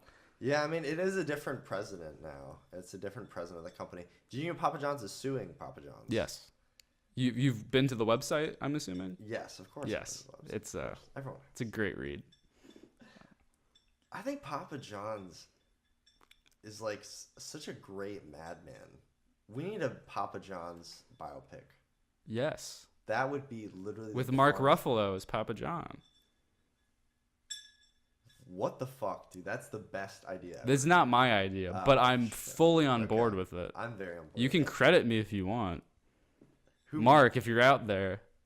Mark, please. I fought for you. Mark, we got to get... You got to helm this thing.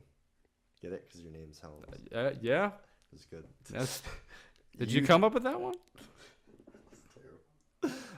You gotta write and direct it. And we will get Mark Ruffalo. Okay, yeah, I would love to tell the real story of the Papa. How do you think we'd get the rights to Papa John's like story? Well, it's easy. We tell him it's off the record. Okay, yeah. Yeah. It's like this movie, off the record. Off the record. We're gonna not put the based on true event stuff. Do you think did Adam McKay have to get Dick Cheney's permission to make Vice? That's a in any good sort of way? Question. Because like if you just adapt, because I'm sure I think there's I think he released a biography or something like, and if you just adapt parts of that, or at least like from what you know from history, as a critique, is that technically an infringement of your personal copyright and figure? I mean, I know under parody law, if you make fun of someone or something enough to the point where it's like clearly you're making fun of them and not trying to spread lies about them, then they can't sue you for defamation or something. I haven't seen Vice. Like I don't think the camera is able to see. Well, the door is shut already. I don't know why I pointed. But if you could see what I was pointing at, it was Dick Cheney's face on your wall. Yes, with the words Vice on it. Yeah, I love the movie Vice. It was my favorite movie of last year. And I just think it's brilliant. Are your top two movies from last year movies with V as the first letter? What's the other one? I was thinking Venom. Was I wrong? Was it those the top two? That is one of the movies I enjoyed in 2018. Yeah. Okay, that movie. All right. I'm gonna set the record straight. I don't think that movie is like really good. It's no Vice. It's no Vice, exactly. It's no Halloween. I liked Halloween a lot last year. There's a lot of films no, it came out in 2017. I'm trying to honestly, I feel like 2018 was kind of weak for me. It's kind of mids in terms of the movies.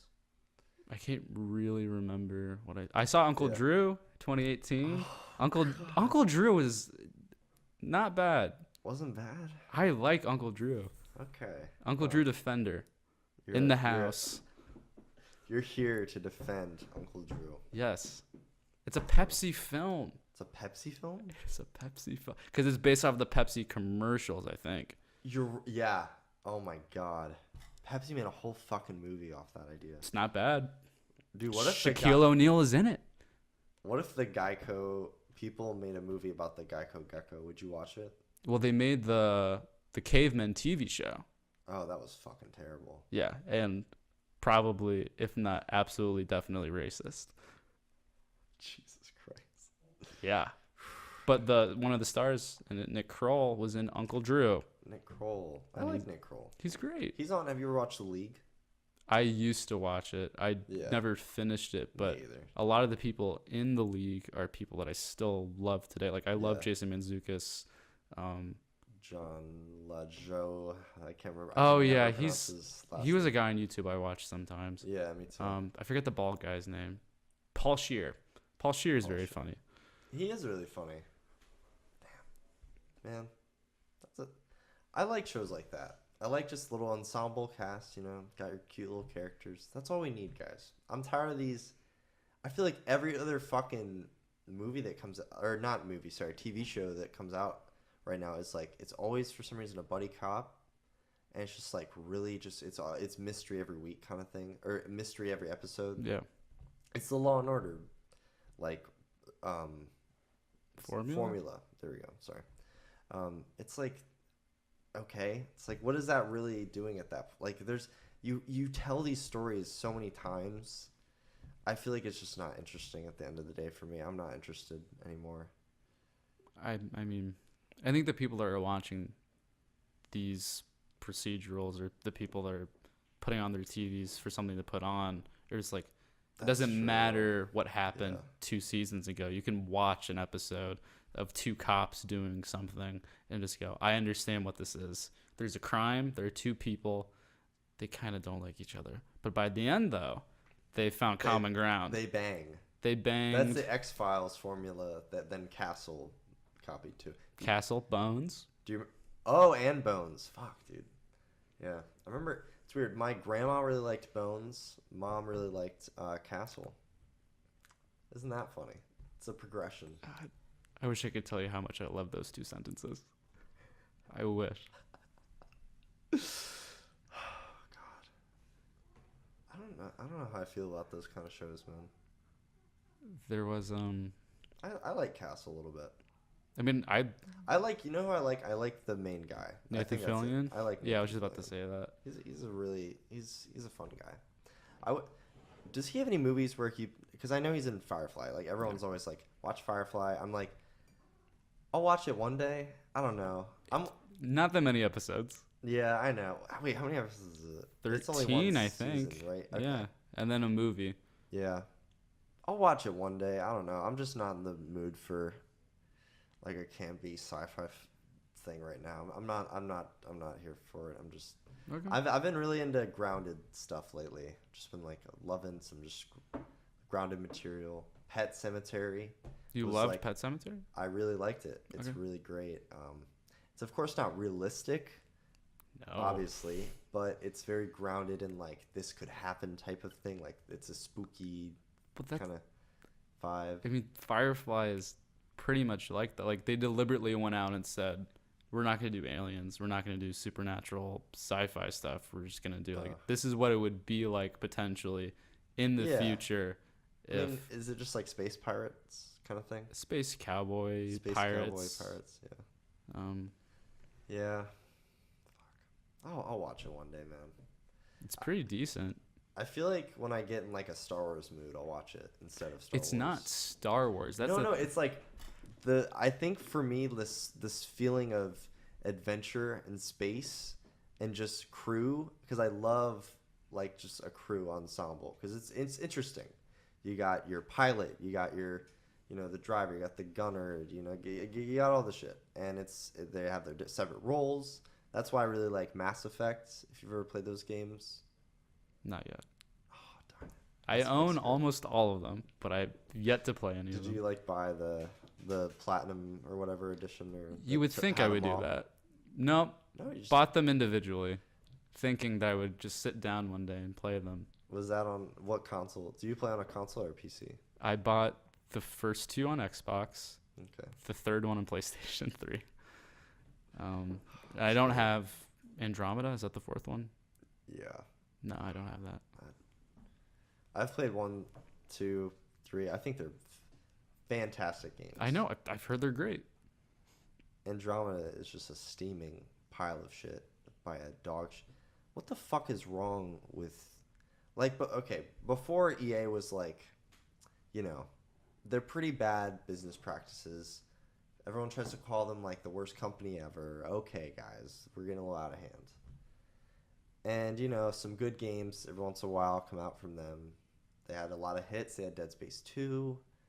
They had some good games. They had Mass Effect games. We were like, oh, it's going good. And then like Battlefront happened, and everyone was like, this is just a demo for a real game. And they just started getting like worse and worse and worse. And I feel like it's just going to keep doing that until all of their sales are just down. Like Anthem sold terribly, I heard. And yeah. I don't know. I used to be way bigger into video games when I was younger. Like IGN.com, I think was like my homepage on my browser. That's dope. Right, which is immediately go. Were you on the IGN forums and stuff? Or? No, Oh, okay. I wish I was a forum guy. Well, maybe I don't.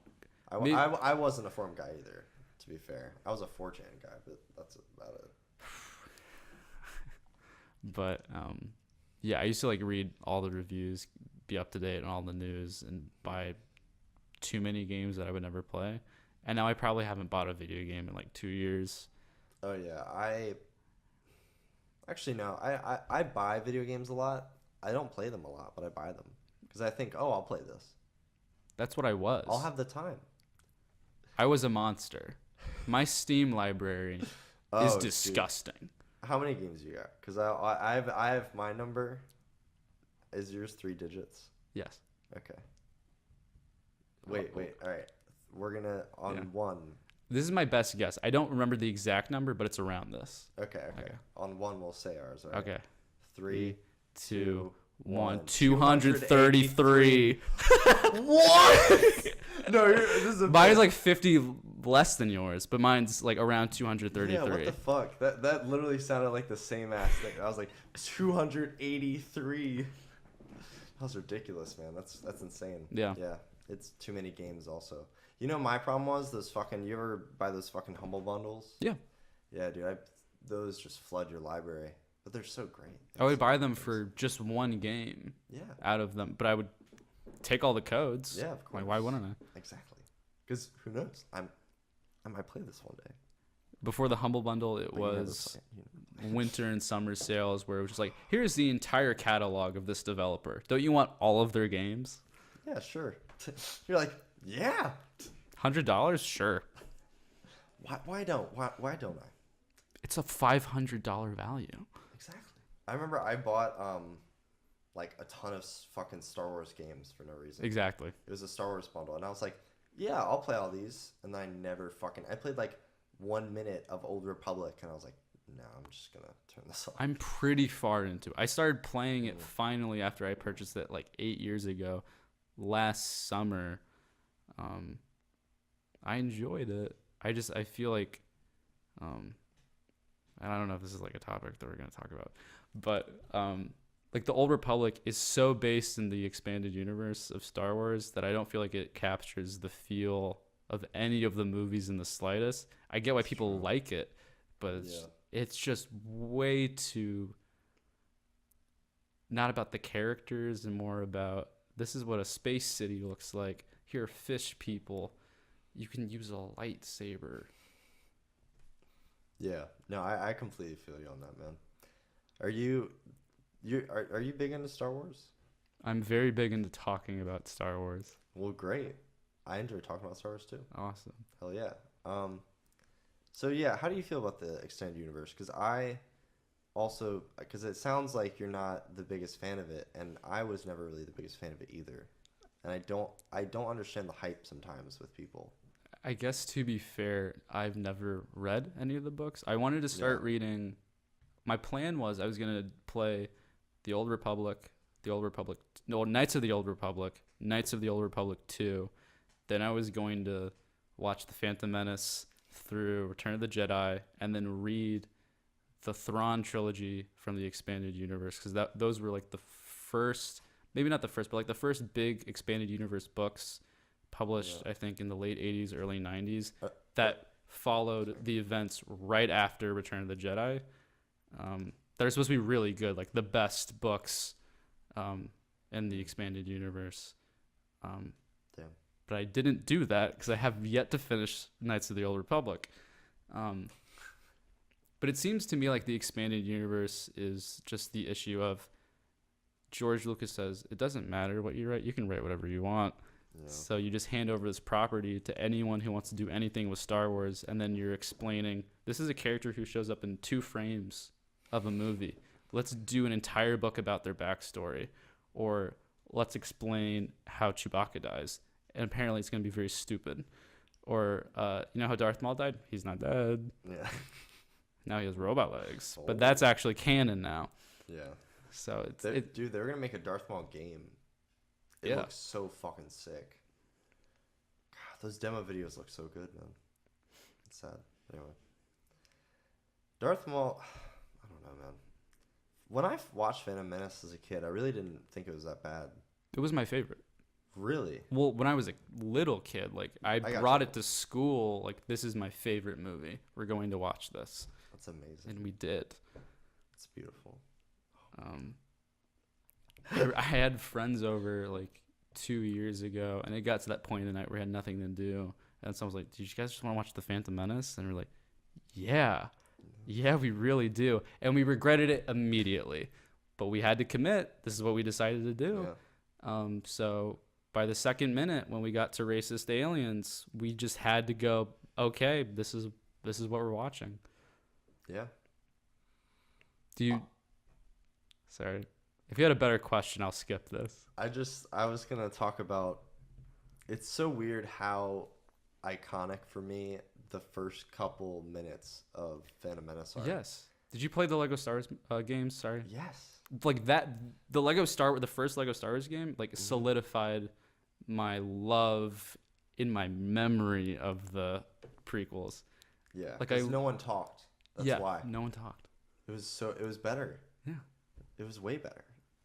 And I remember that was the first time, because I remember I had watched like 4 and 5, I think. And I think I had watched all the films at this point. I was playing, there was a Lego Game Boy game also for Star Wars, because they just made for every console imaginable.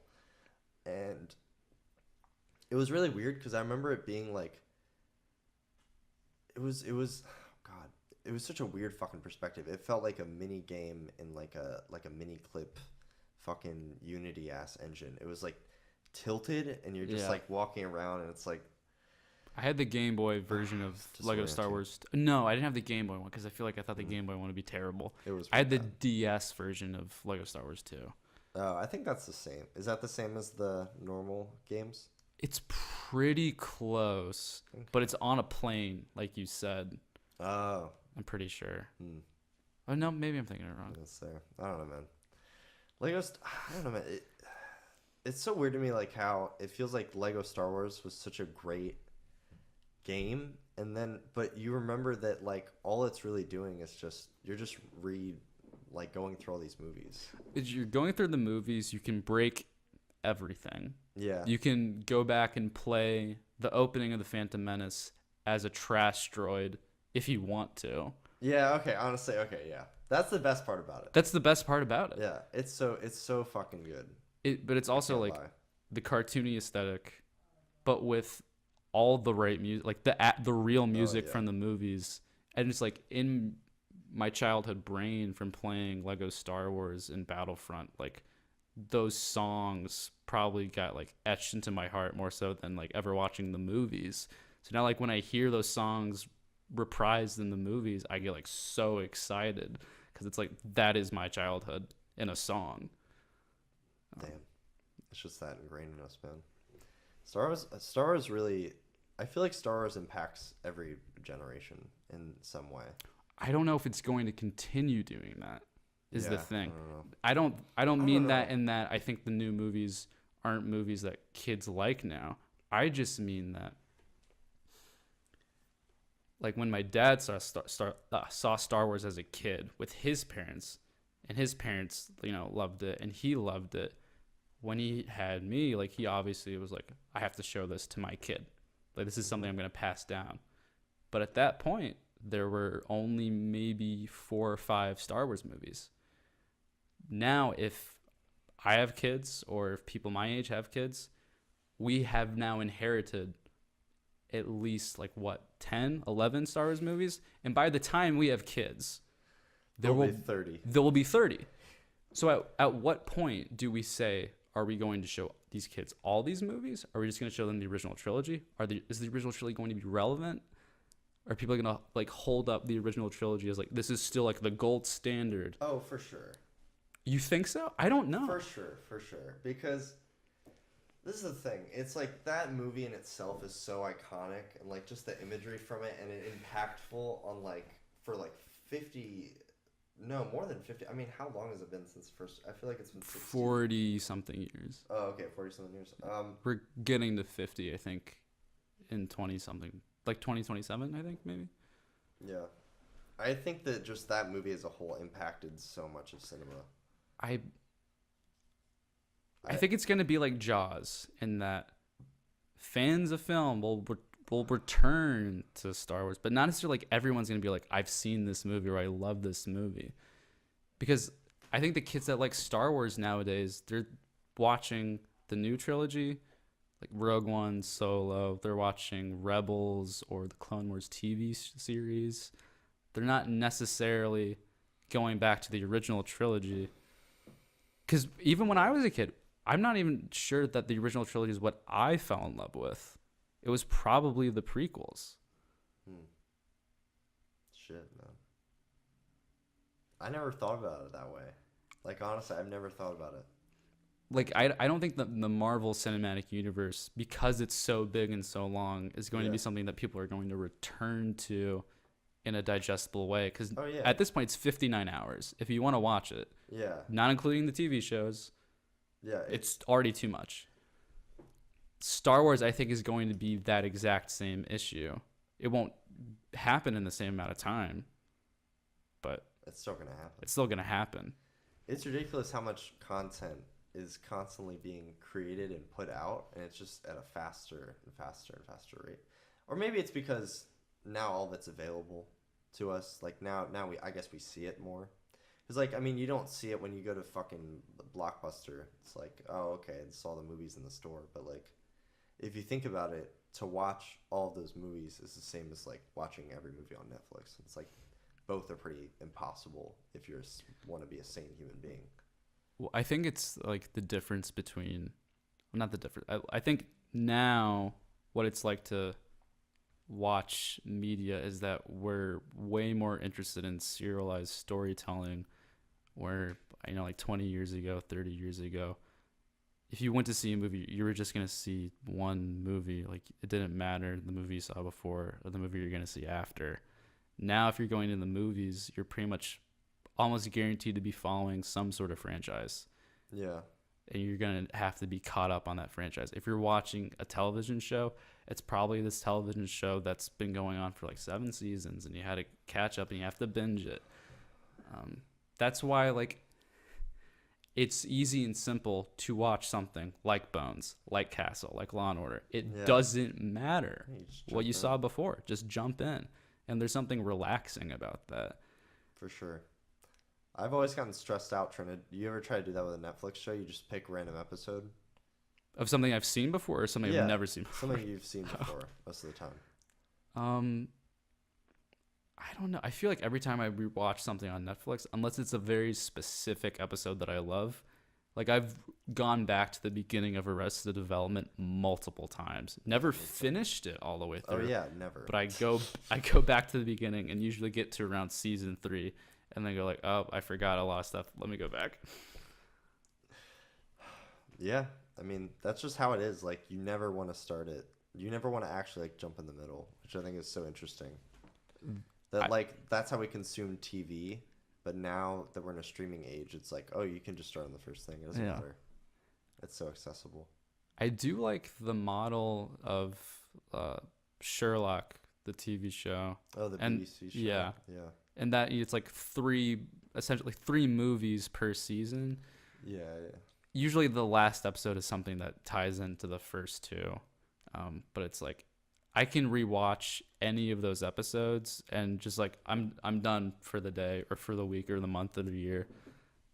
Yeah, and that's it. And that's it. Like that's fun. It's nice. Like English TV shows usually don't go on for too long. Like they usually only make like 25 episodes over the course of like 10 years. Exactly. Which is really bizarre, but it's kind of comforting because I can say I finished the UK Office because it's 2 seasons. They did what they had in mind, and then they got canceled, but they told the story they wanted to tell, and it didn't take too long. Exactly. We don't have to keep doing the same fucking bit over and over again. It's like, I do like shows that it's hard to get into, but I do like Breaking Bad a lot. Like I love Breaking Bad.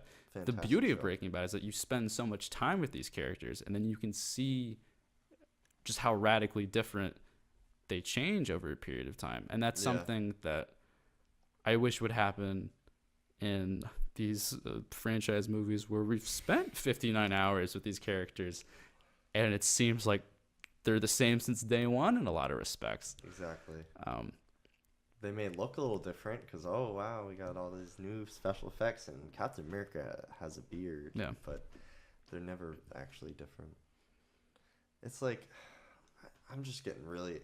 I remember a couple years ago, I was like, people are talking about comic book fatigue and superhero fatigue, and I was like, I can see that happening, but like, I don't think I'll get tired of that stuff for a while, but I feel like I'm already getting tired of it.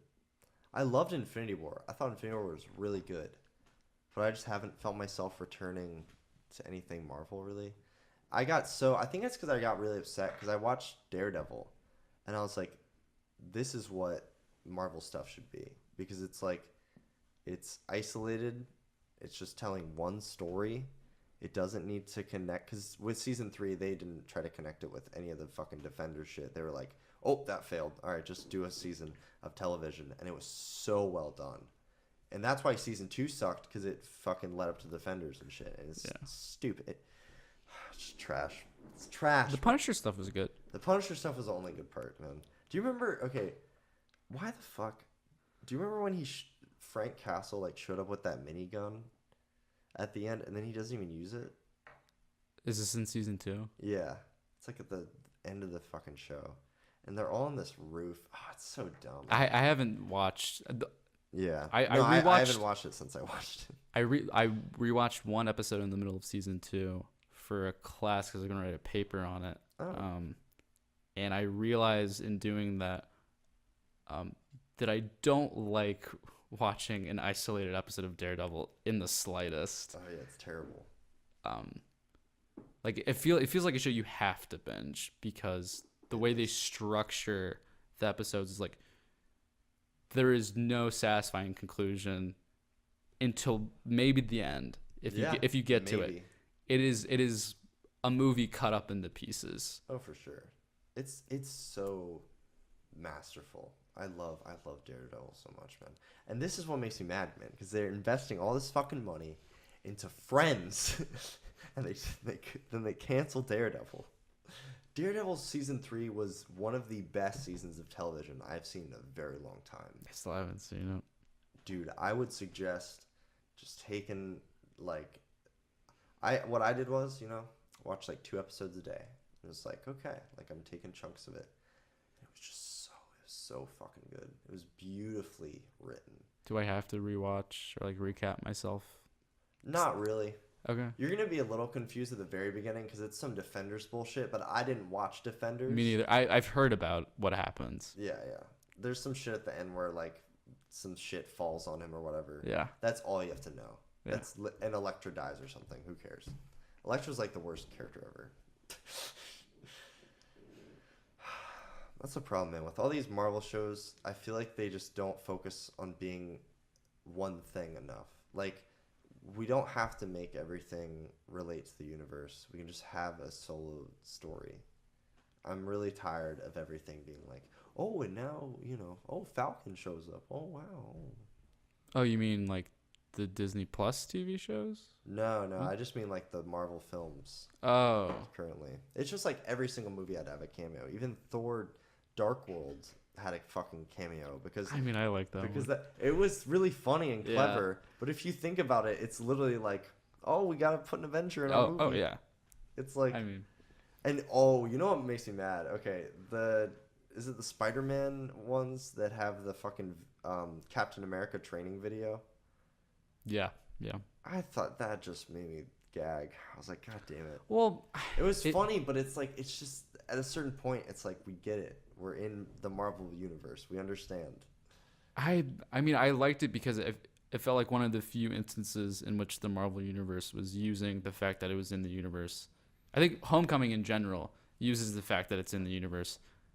Maybe less so with the fact that Iron Man's in the movie, but it uses the universe to be like, okay, this is the world, and this is what it would actually kind of be like if you lived in this world. Like, people would rob banks with the Avengers mask. Yeah. Captain America would have dorky PSAs that you would have to watch in school because he's this historic superhero who is a dork. That's true. Damn. It does make a lot of sense now that you say that. I really enjoyed too what they did with the aftermath of New York. Yeah, liked I think that a that's lot. brilliant. That was really I mean, good. it's creative. Yeah, it was really fun. Michael Keaton's character Yeah. as a vulture. God, I need to return to that fucking film, dude. I love that film. It's one of the best audience reactions I've seen or I've experienced at the movies. Just the reveal of him in the house. Like, people audibly were like, no, what? Yeah. And they didn't care, and everyone didn't care because everyone was along for the ride feeling the exact same way.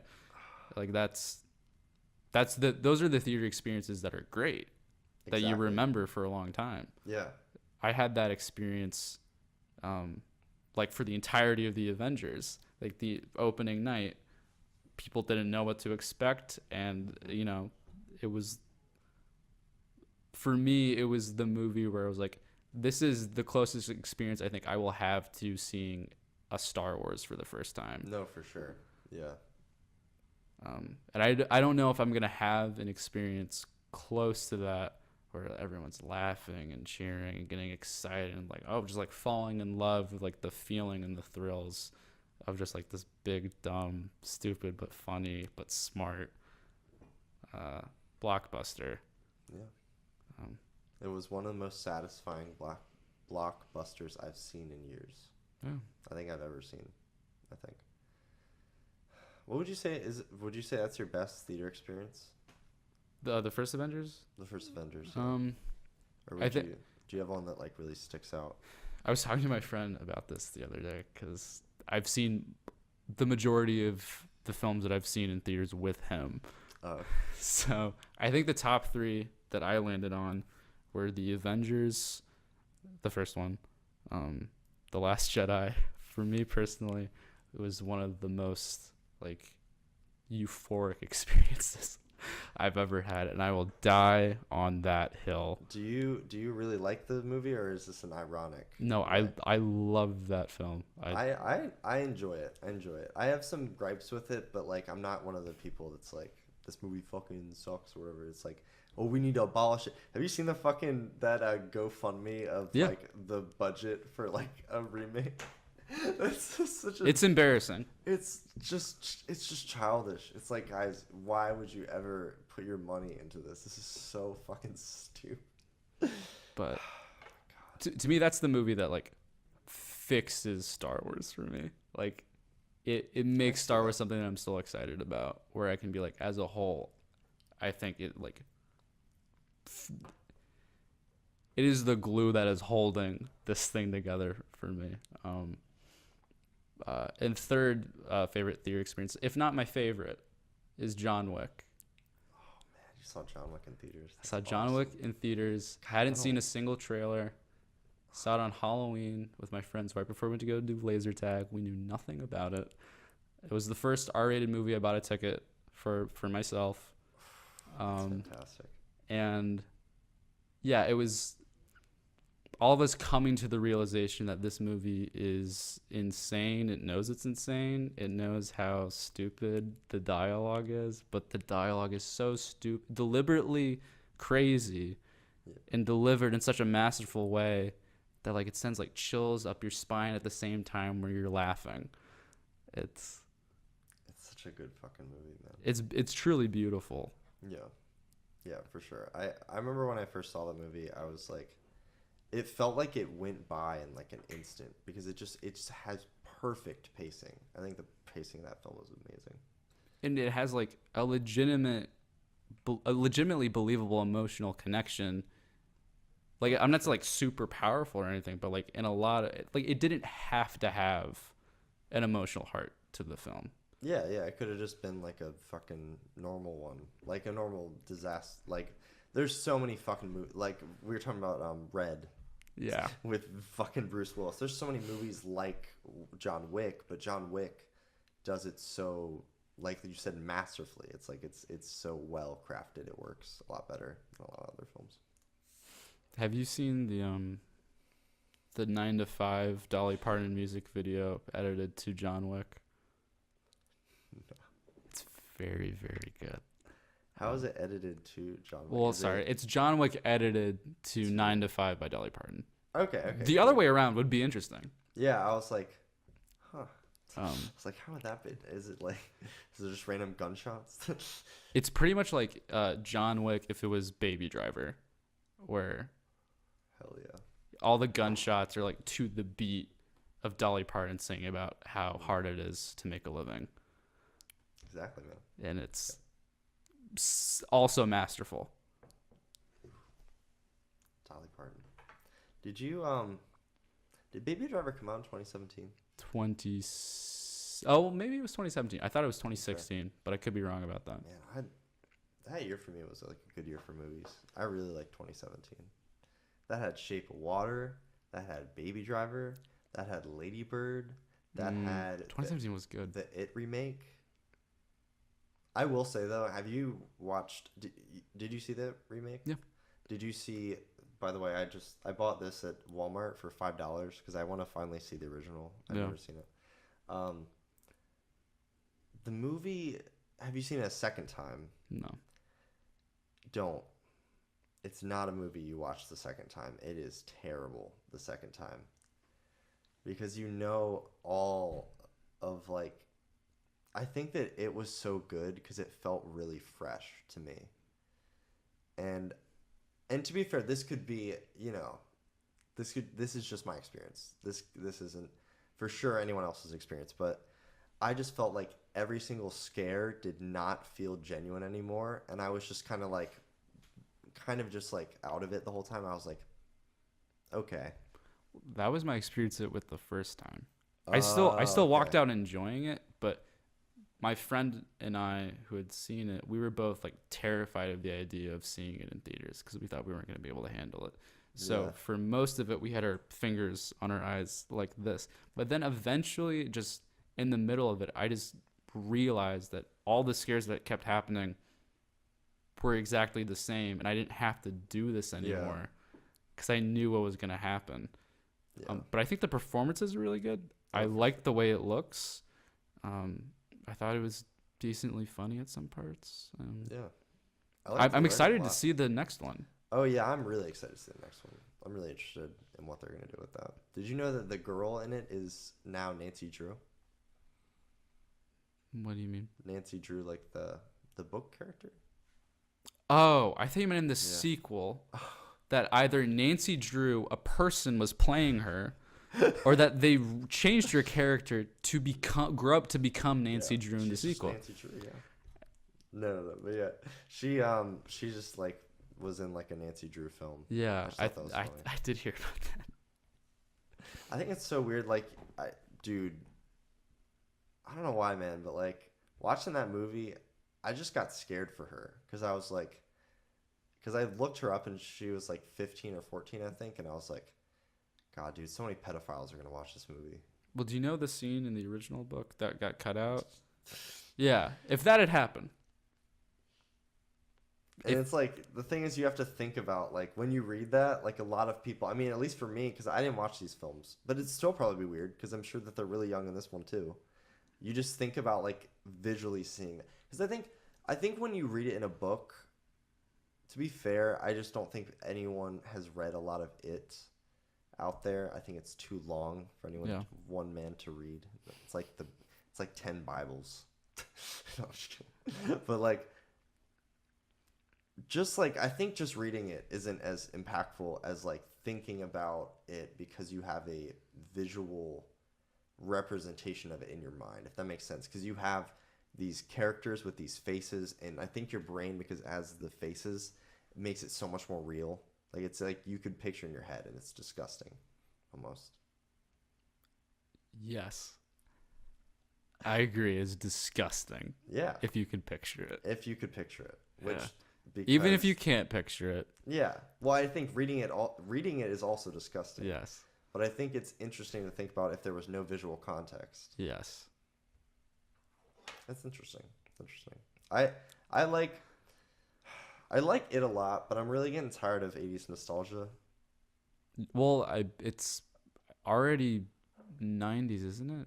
No, I think it's 90s now. Well, like I like it's leaning 90s. It's leaning and early 2000s now because I really liked the early 2000s nostalgia in Lady Bird. Like that really worked on me, and I wasn't even that age when the movie came out. Like I just loved the feeling of the early 2000s because that's when I was really young. That's why I liked Vice so much too. It's that early, and then I watched The Big Short. And that's also Adam McKay's film that he did before Vice. And it's also set around it's set around the housing crisis. So that's like 2006, 2007.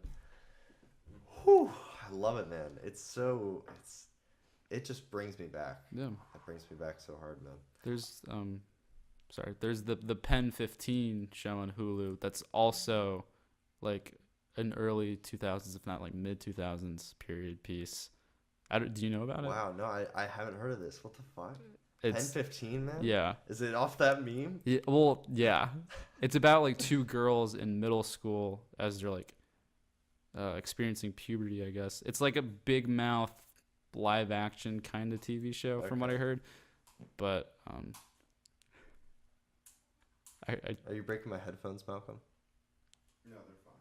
No, I'm memeing you, man. I'm just joking. I heard it was good. 2000s nostalgia is nice. Yeah, no. I think I don't know, it's just so weird. I think it is because like we were younger around that time. It's like we hold it to that. And I think that people, and I guess it's the same for people that grew up in the 80s, and that's why so much like 80s nostalgia stuff was being created, because it's all made by people that grew up in the 80s. So it feels like it's just like the same kind of thing, which I enjoy. Well, I think it's fun. It's fun. Well, I think the issue is that there's going to be a lot of kids who are growing up with 80s nostalgia because the most popular things now are 80s nostalgia. Yeah, Stranger Things. Strangers. I've never seen Stranger Things. Ever. I liked the first season a lot, and I enjoyed the second season, but I think the second season... I heard it's a bit weaker. I think considerably weaker in some degrees, but the performances are still really good. Yeah. It's still super fun. Maybe the third will make up for it in some way. It just feels like they had one season in mind deliberately. They ended it deliberately, and then they went, "Oh no, we have to keep doing this for money." And then they're trying to stretch out this idea, and I don't know how far they can keep going. Is Stranger Things based off anything? It's an original story. It kind of depends what you mean by based on original things. Yeah, I don't mean like the experimentation stuff, like the real world's kind of parallels. I just mean like in terms of is it an adaptation of a previous existing story or IP? Not from like a book or anything, but like a lot of people will argue that Stranger Things is so Stranger Things is so heavily inspired by other properties that is arguably an adaptation of like E.T. with like a mix of other Stephen King books or all these other stuff. For sure, it does have elements. I think it's pretty different though. Well, like some people are like, this is like beat for beat how E.T. works, and this is beat for beat what happens in Stranger Things. And I'm like, I don't know. I mean, maybe. I'll be honest, man. I've never been a Spielberg person. I don't like Spielberg that much. I think he's a little overhyped. Did you see Ready Player One? I didn't see it, but I know enough about it to very much dislike it. I mean, I'd say give it a shot. Give it a shot, really. I think my philosophy with movies nowadays, as much as I will come out saying like I have problems with a movie or something like that, or like I don't like this about a movie, I tend nowadays to go in and just say, what can I at least say I liked about it? Yeah, what can I got you there. Like, what can a movie can be enjoyable. And some really great movies are not that enjoyable, but you still like, it's all about how much you enjoy a film can still affect how you feel about that film. And I think the only times where I really walk out valuing or keeping in mind what I don't like about a movie more so than what I liked about it is when I was like really upset by a movie. Yeah. So, like in the case of Ready Player One, I don't think there was enough in that movie where I had to go like, oh God, I can't wait to just rip apart this movie. Because I did like some of the visual effects. I did like some of the performances. I think some of the sequences are really well directed and like some of the best stuff that I saw last year. Damn. Really one sequence in particular, but was it the Shining sequence? That's the one. I forgot about that one. That one was cool. Everyone talks about that one. Sorry, 2 sequences, in that movie that were really good. I guess I should check it out. I've been memeing it so hard for like the past like couple of years. Plus, it's been out for a year. A couple of years. I think you can read it in a way where it hates anyone that likes pop culture. I think you can read it in that way where it's like, it's saying if you like this stuff, you're an idiot. You're a fucking idiot. That's great. That's great. I like that. I like that if that's what they were intending, even if that's not what they're intending. To look at it that way is fun. Did you ever hear about like the original book and stuff? Yeah, I've read some of the pages. Did you? I feel like you've read the same pages I have. Oh yeah, that's why you're laughing. Where it's a list, or it's just like. Oh yeah, what he does. Yeah, it's just a list of what he likes. Or it's like you're on his Facebook page essentially, where it's just like, and he owns a poster for the Goonies and Back to the Future, and his favorite car is a DeLorean from Back to the Future. These are all his favorite things. That's great. God, it's surprising. Okay. It's surprising how much fan fiction has embellished itself in modern culture. Because it feels like every other property that's being made now is someone's fan fiction. Well, like, or self-insert character. Like Ready Player One for sure is that dude's like light novel that he made. For sure. And even like fan fiction is so pervasive that ongoing TV shows and film franchises now like feel like they have to address it in some way. Like Sherlock just absolutely baited fans by just like, this is the fan fiction you wrote, we're just gonna put it on screen in a dream sequence. It's like, you wanted them to kiss, well guess what, they're gonna do it. Jesus. But it's not real. That's some Supernatural shit, man. Oh yeah, Supernatural like wrote the book on that. Yeah. It's so wild to think about. I love fan fiction. It's such a great staple of just internet culture. I feel like it's such a great internet culture thing. Well, I think fan fiction has led the way to like fan fiction. I think was we're gonna write about stuff that isn't ongoing anymore. But now that like everything is a franchise and everything is ongoing. It's now fan theories. Yeah. And fan theories have led to an absolutely toxic culture of, if you don't do what I think is going to happen or I want to happen, Fucking death threat you. yes, I will burn down your house and kill your children. If Kylo Ren and Rey don't fuck in the next movie, I'm literally gonna kill you. Yes. You've killed my childhood, so I will kill you. To Disney. And that is awful, and I hate that. Oh, yeah, I hate it so much, man. The whole Last Jedi I feel like there are certain things that I find compelling about not liking The Last Jedi. There are parts of it I don't like. There are some things that I think Disney did that I don't enjoy. Maybe, I don't know. I don't know what they decided. But you should never, regardless of how bad a movie is, or just any disagreement with someone, you should never threaten to kill them and their entire family. Oh, yeah. No. You don't have to tell me. I think that some people just don't know that in the world. Yeah. Well, I think they know that they shouldn't do it. Yeah, they just do it anyway. They just Like, have whatever. the power to get away with it, and they don't care. That's true. You ever go on 4chan, Alex? I believe I've opened links to it, but I've never That's 4chan. decided to go down a rabbit hole and get radicalized. No, yeah, it's a weird place. I actually, you know how I went on there first? It wasn't like one of the boards you'd expect. It was actually the LGBT board that they had. Because I was discovering myself, and I was Yeah. like, I guess I'll just go to 4chan. I don't know why. I had some edgy friends, so they were into 4chan. I saw that they had LGBT board. I was like, oh shit, that'd be cool. And well, through that website, I saw some fucked up stuff, but I also enjoyed, honestly, a lot of advice on gay stuff. So sometimes I see 4chan and honestly not that bad of a light because I didn't go to the bad parts. Yeah. But even the LGBT page, of course, had some bad parts to it. But you just gotta, it's just people being edgy. It's just literally just fucking idiots. And it's also, of course, Nazis that, they use it because it's fucking anonymous. It's just, it's a ton of bullshit, but it's a weird spot. I've seen some shit. I don't like thinking about it. It's like Vietnam, man. Oh, it's like Vietnam. You didn't see Vietnam shit on 4chan. No, that'd be crazy though.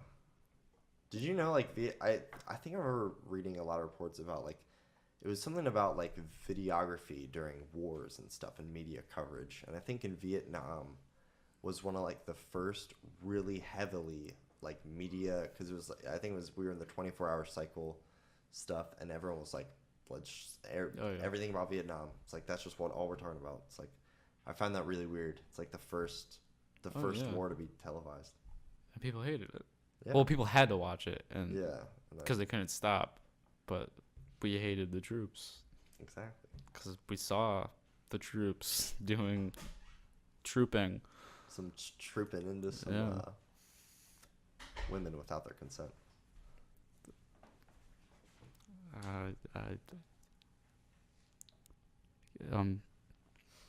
What websites do you go on nowadays? Honestly, just a lot of Reddit. I've just been a Reddit guy. I had to go. You had to leave Reddit. I had to do it. I feel you. I wish I could dip Reddit. I've left. I stopped like recognizing Reddits as communities, and I started recognizing them as news sources. That's all I use it for now. Speaking of community, that is also how I also got into community. I was on the community subreddit for so long and engaged in that for... How long has this show been going on, Malcolm? 2 hours. 2 hours. We hit the 2 minute. Do we just hit the 2 hour mark? No, 7 minutes ago. Oh, okay. That's not bad. Okay. Okay. We'll keep talking for a bit and we'll just wrap up. Okay. Okay, cool. So you're saying about community? Nothing we haven't said before. It's fucking 5 a.m. No, it's not. It's not 5 a.m. If I just turned around and it's like, oh, it's tomorrow. Fuck. I gotta go to work. Do you? No. Okay. I don't actually have to go to work. I never go to work. I just skip out. No, I'm just kidding. I just come late every day. I feel. What is it about like being late that is so comfortable to me in such a weird way? I think that I just don't have enough kick in my ass to like. I never want to get anywhere. I never want to get anywhere early because then I have to wait. I like the That makes period after I realize that I failed to do what I planned to do, and I get to that point where I don't care anymore. That's where great. it's like, I actually kind of like disappointing you now. Exactly. This is what I wanted to do. Yeah. There was a period. I was going to work the other day, and I hope my boss ever sees this. You didn't hear this, but I was driving to work, and I was really I was upset at myself because I had to get added into the key system at like a different building. So some guy was waiting on me. I was like, shit, I gotta get to work. Then one of my supervisors called me, and he was like, hey man, where are you at, buddy? I was like, yeah, I'm just, I'm down the road. I'll be there in 5 minutes, And then I hung up, and I was just like, I don't care. And it was so relieving. I just, driving up the whole time. I was listening to, I don't remember what else. I was listening to a good ass I think I was listening to the new Billie Eilish record or whatever. And I was just like bumping it and stuff, and it was good. I was just like, that's the point of no return. You just gotta like, okay. It's like, I'm late. It's like death. We have to accept it before we can move on. You can only change the things that are in your control, and when you've got to the point where the things that you could control are out of your control, you just gotta let Jesus take the wheel. He's right there. He is. The people at home can't see him, but Yeah, I have a Jesus statue in my house because I want the Lord to bless this place. he's looking down on a VHS copy of Seven, the one of the holiest Fincher films about sins. It's about what Jesus preached about. Okay, I didn't mean to do that. It's kind of scary, man. I don't like that. That feels like some kind of coincidence. It's a weird coincidence. I mean, you still have one of his birthday trees in your living room. Not Fincher, Jesus. Jesus, there's a Christmas tree. Oh. Yeah. A Jesus tree? A Jesus tree. Do you think that, Jesus was born under a tree? No. Is that the tradition? That he was a gift that they placed under the tree? Yeah. That'd be great if it was, though, right? Like Mary and Joseph open up a box and like, what is it? What is it? What is this? It is a baby. Oh my God. Wow. And then she's like, I wasn't even pregnant. Yeah. How did this happen? Yeah. I think that's how it happened. Yeah. You're right. Yeah. Probably. I mean, I think that's what scholars have been saying. It was the subtext. Yeah, we just didn't read the Bible. It was a metaphor. It's a metaphor. I almost thought about getting into more religious talk, but I was like, nah, that's a little too much for 2 a.m. I feel like. I mean, if it's for you, it's fine. Well, no, it's not worth it. I was just gonna have you seen the Naked Gun films? I've seen the first one multiple times. I've seen clips of the next two, but I think it's in the first one. Do you remember that part where he's just like, oh, I found a piece of Noah's Ark? No, I don't remember There's this. a part where some guy just comes out of nowhere and is like, oh, and to me, just thinking about the idea, I remember right after that I was like, is there any historical things that have actually been recovered from biblical times that would somehow prove certain events? And I was like, not really. And I was like, well, that's fine. I was like, okay. I'm a religious man myself, and I'm just like, I mean, all right. It's probably just too long. Who cares? It's just interesting to think about. I thought it was funny, though. It's something I looked into when I was younger. People have debated whether or not the Ark of the Covenant was ever found. Yeah. Same thing with the Ark. Same thing with Jesus' tomb. Oh, yeah. I think I remember, God, I feel like I watched a video where they actually found the tomb, but I could be totally wrong. I think multiple Or they people have found said what that they thought yeah. they thought could be the tomb. It's so weird to think about. It is fascinating. Have you seen Life of Brian? No, it's on my Netflix list at the moment. Dude, please. Are you a Monty Python fan? Anyway. Um, I saw John Cleese and Eric Idle in DC like 3 years ago, and I'm a fan of things that they've been in, Okay. but I haven't really watched like anything beyond a couple Monty Python sketches. Oh, okay, cool. Yeah, their films they're just great. Yeah. I watched Holy Grail the other day, and I was like, why haven't I watched this movie before? I was like, this is brilliant. Yeah.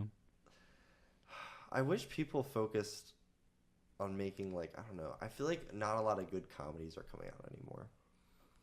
Feels like we don't get as many, like, really just, like, clever, well-written.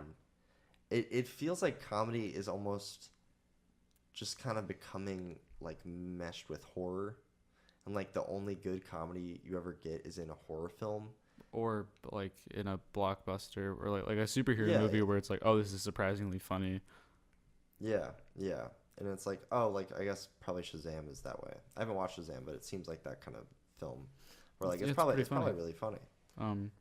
I think it's just because the mid-budget film is kind of evaporating, where it's either you have to make a really low-budget horror film because you can make bank on it whether or not it's successful, or you spend $100 million making the biggest movie of all time. So sad, man. So sad to me. Have you ever, man, I love gems, like, in a nice mid-indie range budget. Have you ever watched, there's a great film, God, fuck me if I can remember it, but it's a really great skateboarding film, and it's almost like a skateboarding Willy Wonka, and it's got, like, a Wes Anderson feel to it. It's about this pro skater who has this, like, island or something where he has, like, the best skaters, and they're, like, all training and stuff, and, like, there's, like, particularly there is a half pipe on a deck out, like, in a lake. It's just, like, beautiful shots and glamorous, like, and there's so much cool, like, interesting, and it really is like a Willy Wonka type environment. Like, there's, like, a big ass cave, and there's, like, a railroad system, and it's like, oh, and it's even got, like, a little Napoleon Dynamite to it too. It's so fun. I wish movies were like that more. It's like, it's just like a kind of fascination with being very, like, almost like you feel like you could be one of the characters. I feel like we don't have enough movies like that. I don't feel like we put ourselves in movies enough where it's like, oh, it's just like, oh, here's a, like, oh, he's a young person, he's got dreams, you know. I don't know.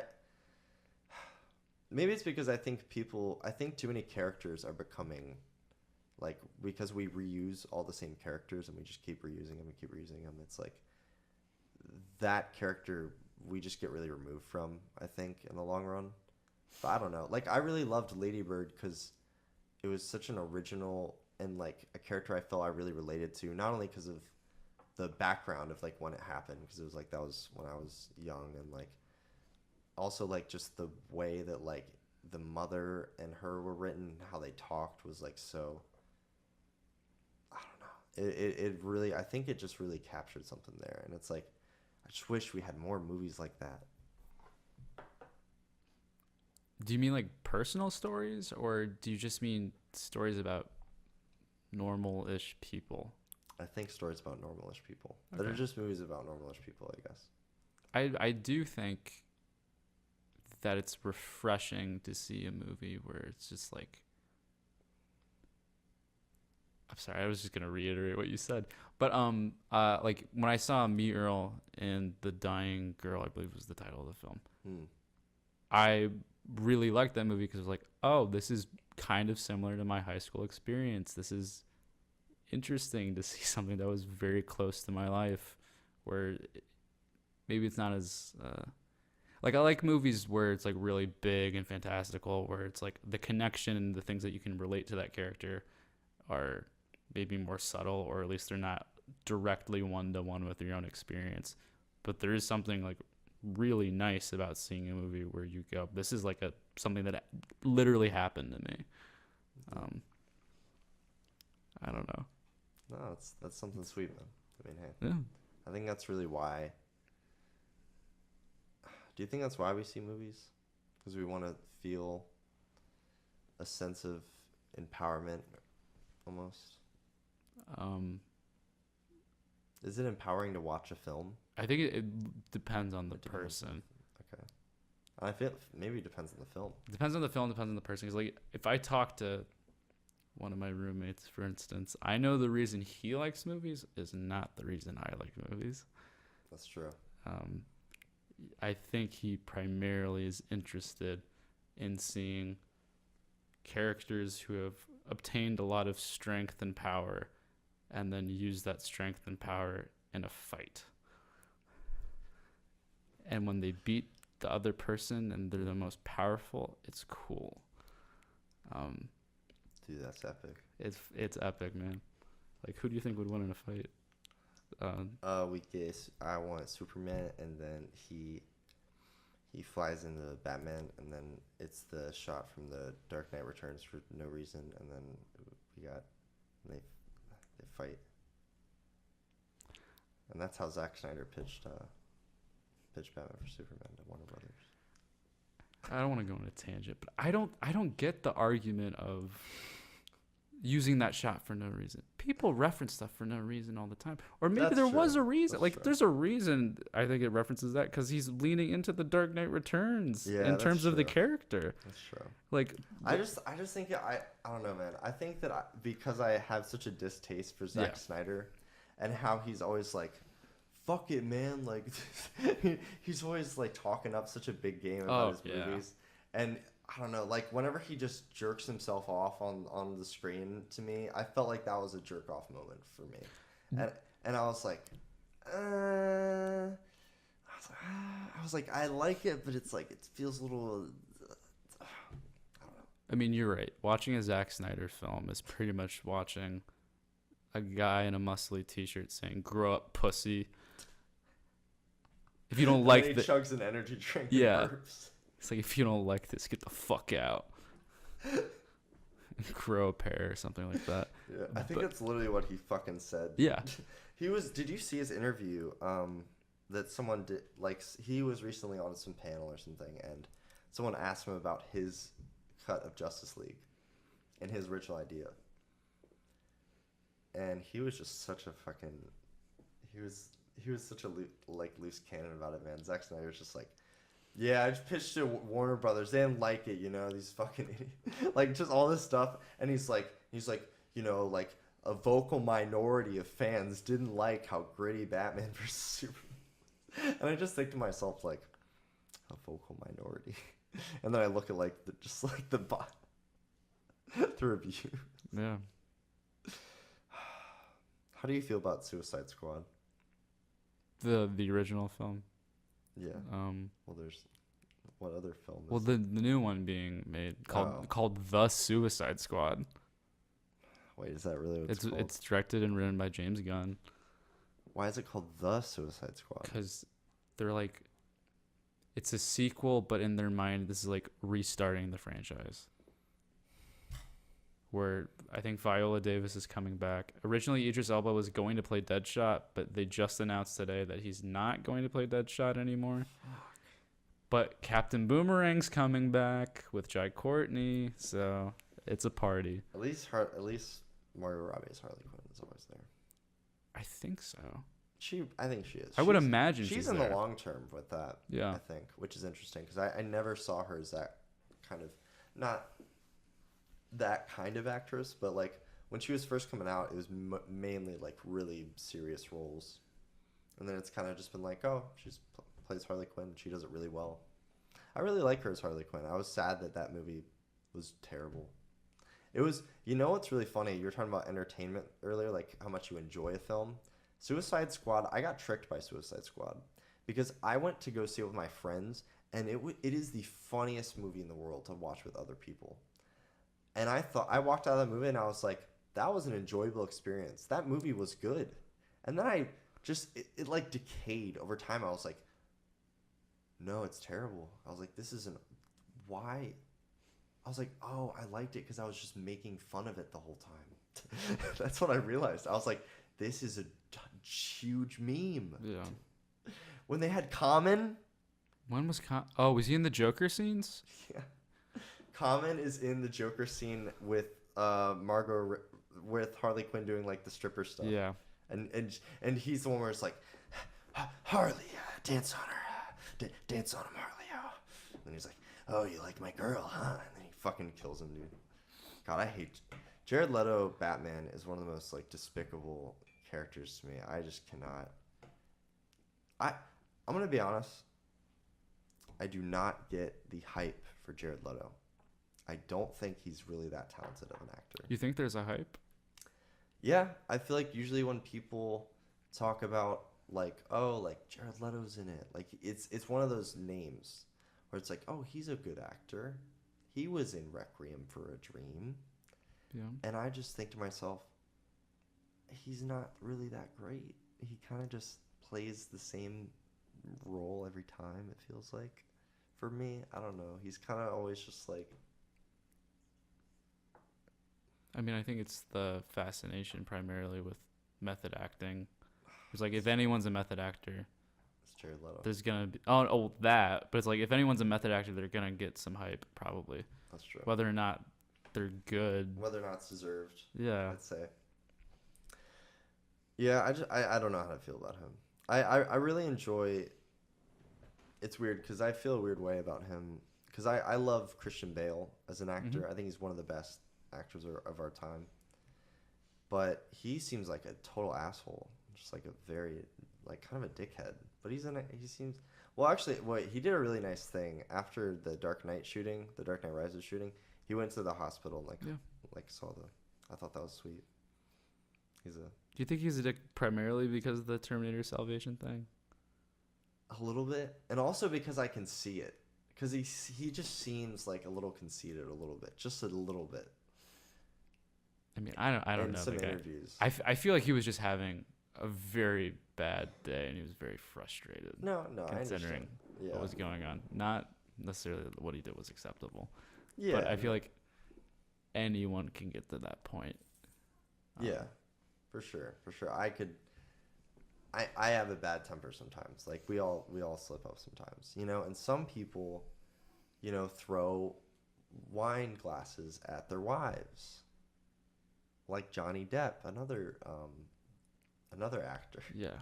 Well, I haven't been keeping up with it, but someone had mentioned to me the other day that there were some articles or something that came out where now people are pointing fingers at Amber Heard, and that people are like, oh no, she actually was lying, and then that there was something like, I don't believe that.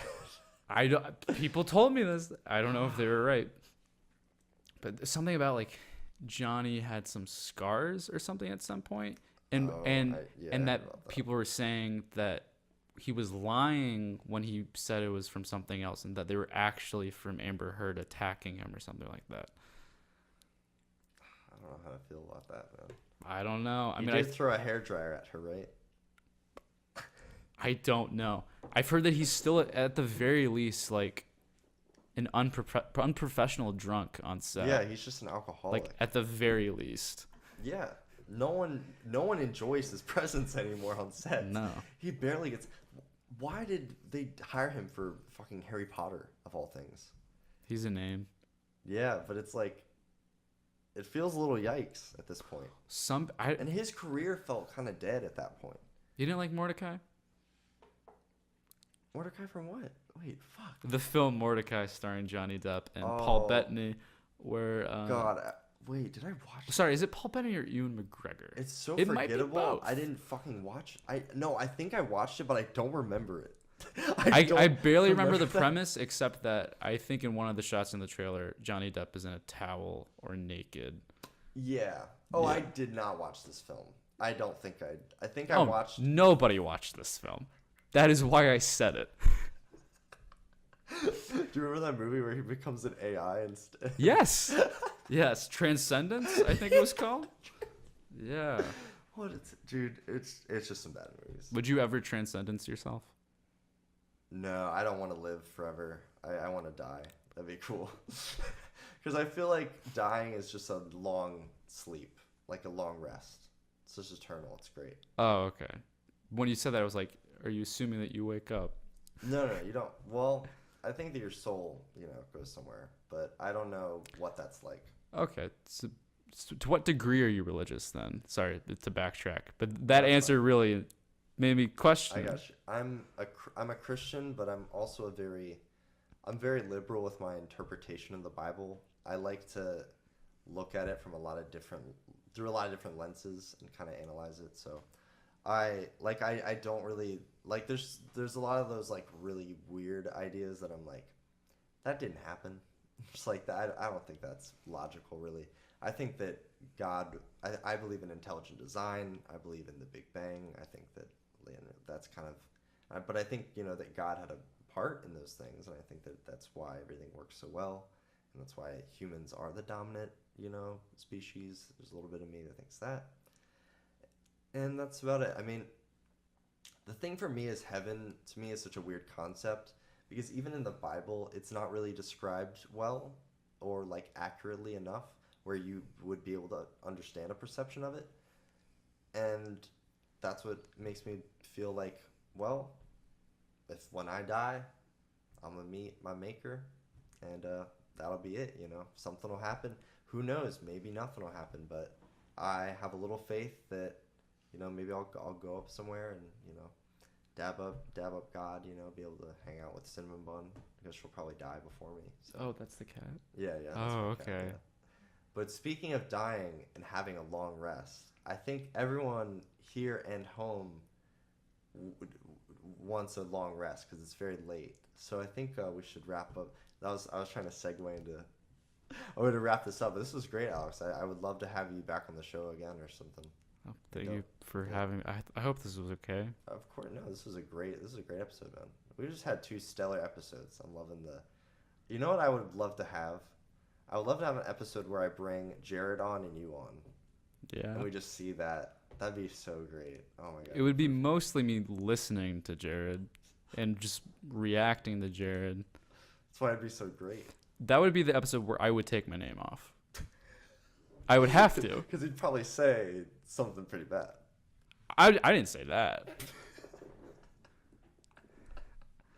I would be more comfortable viewing that from home than on camera. Witnessing that destruction of his career. Oh, yeah. Jared would ruin himself like in 2 seconds. I feel like he always like sometimes like he says something offensive, but then he like backtracks on it. But like when something's live, and you're not just around a couple friends, it's It would be very interesting to see if he's very different when like the mic goes on. Yeah, that's true. I think Jared would kind of be like how he normally. I don't know. Like sometimes when he gets serious, he's like, "Yeah, I mean, yeah, okay. Yeah, I mean, whatever, dude. Yeah." That's a very good impression. I'm You trying to work just on need it. the jacket on. Oh yeah. He always. Yeah. All right. Well. Yeah. All right. We're gonna be signing out here, guys. Thanks so much for watching, tuning in, and yeah, that's what's up. I don't really have a fucking outro for this, so bye. Bye. And there you go. That's it.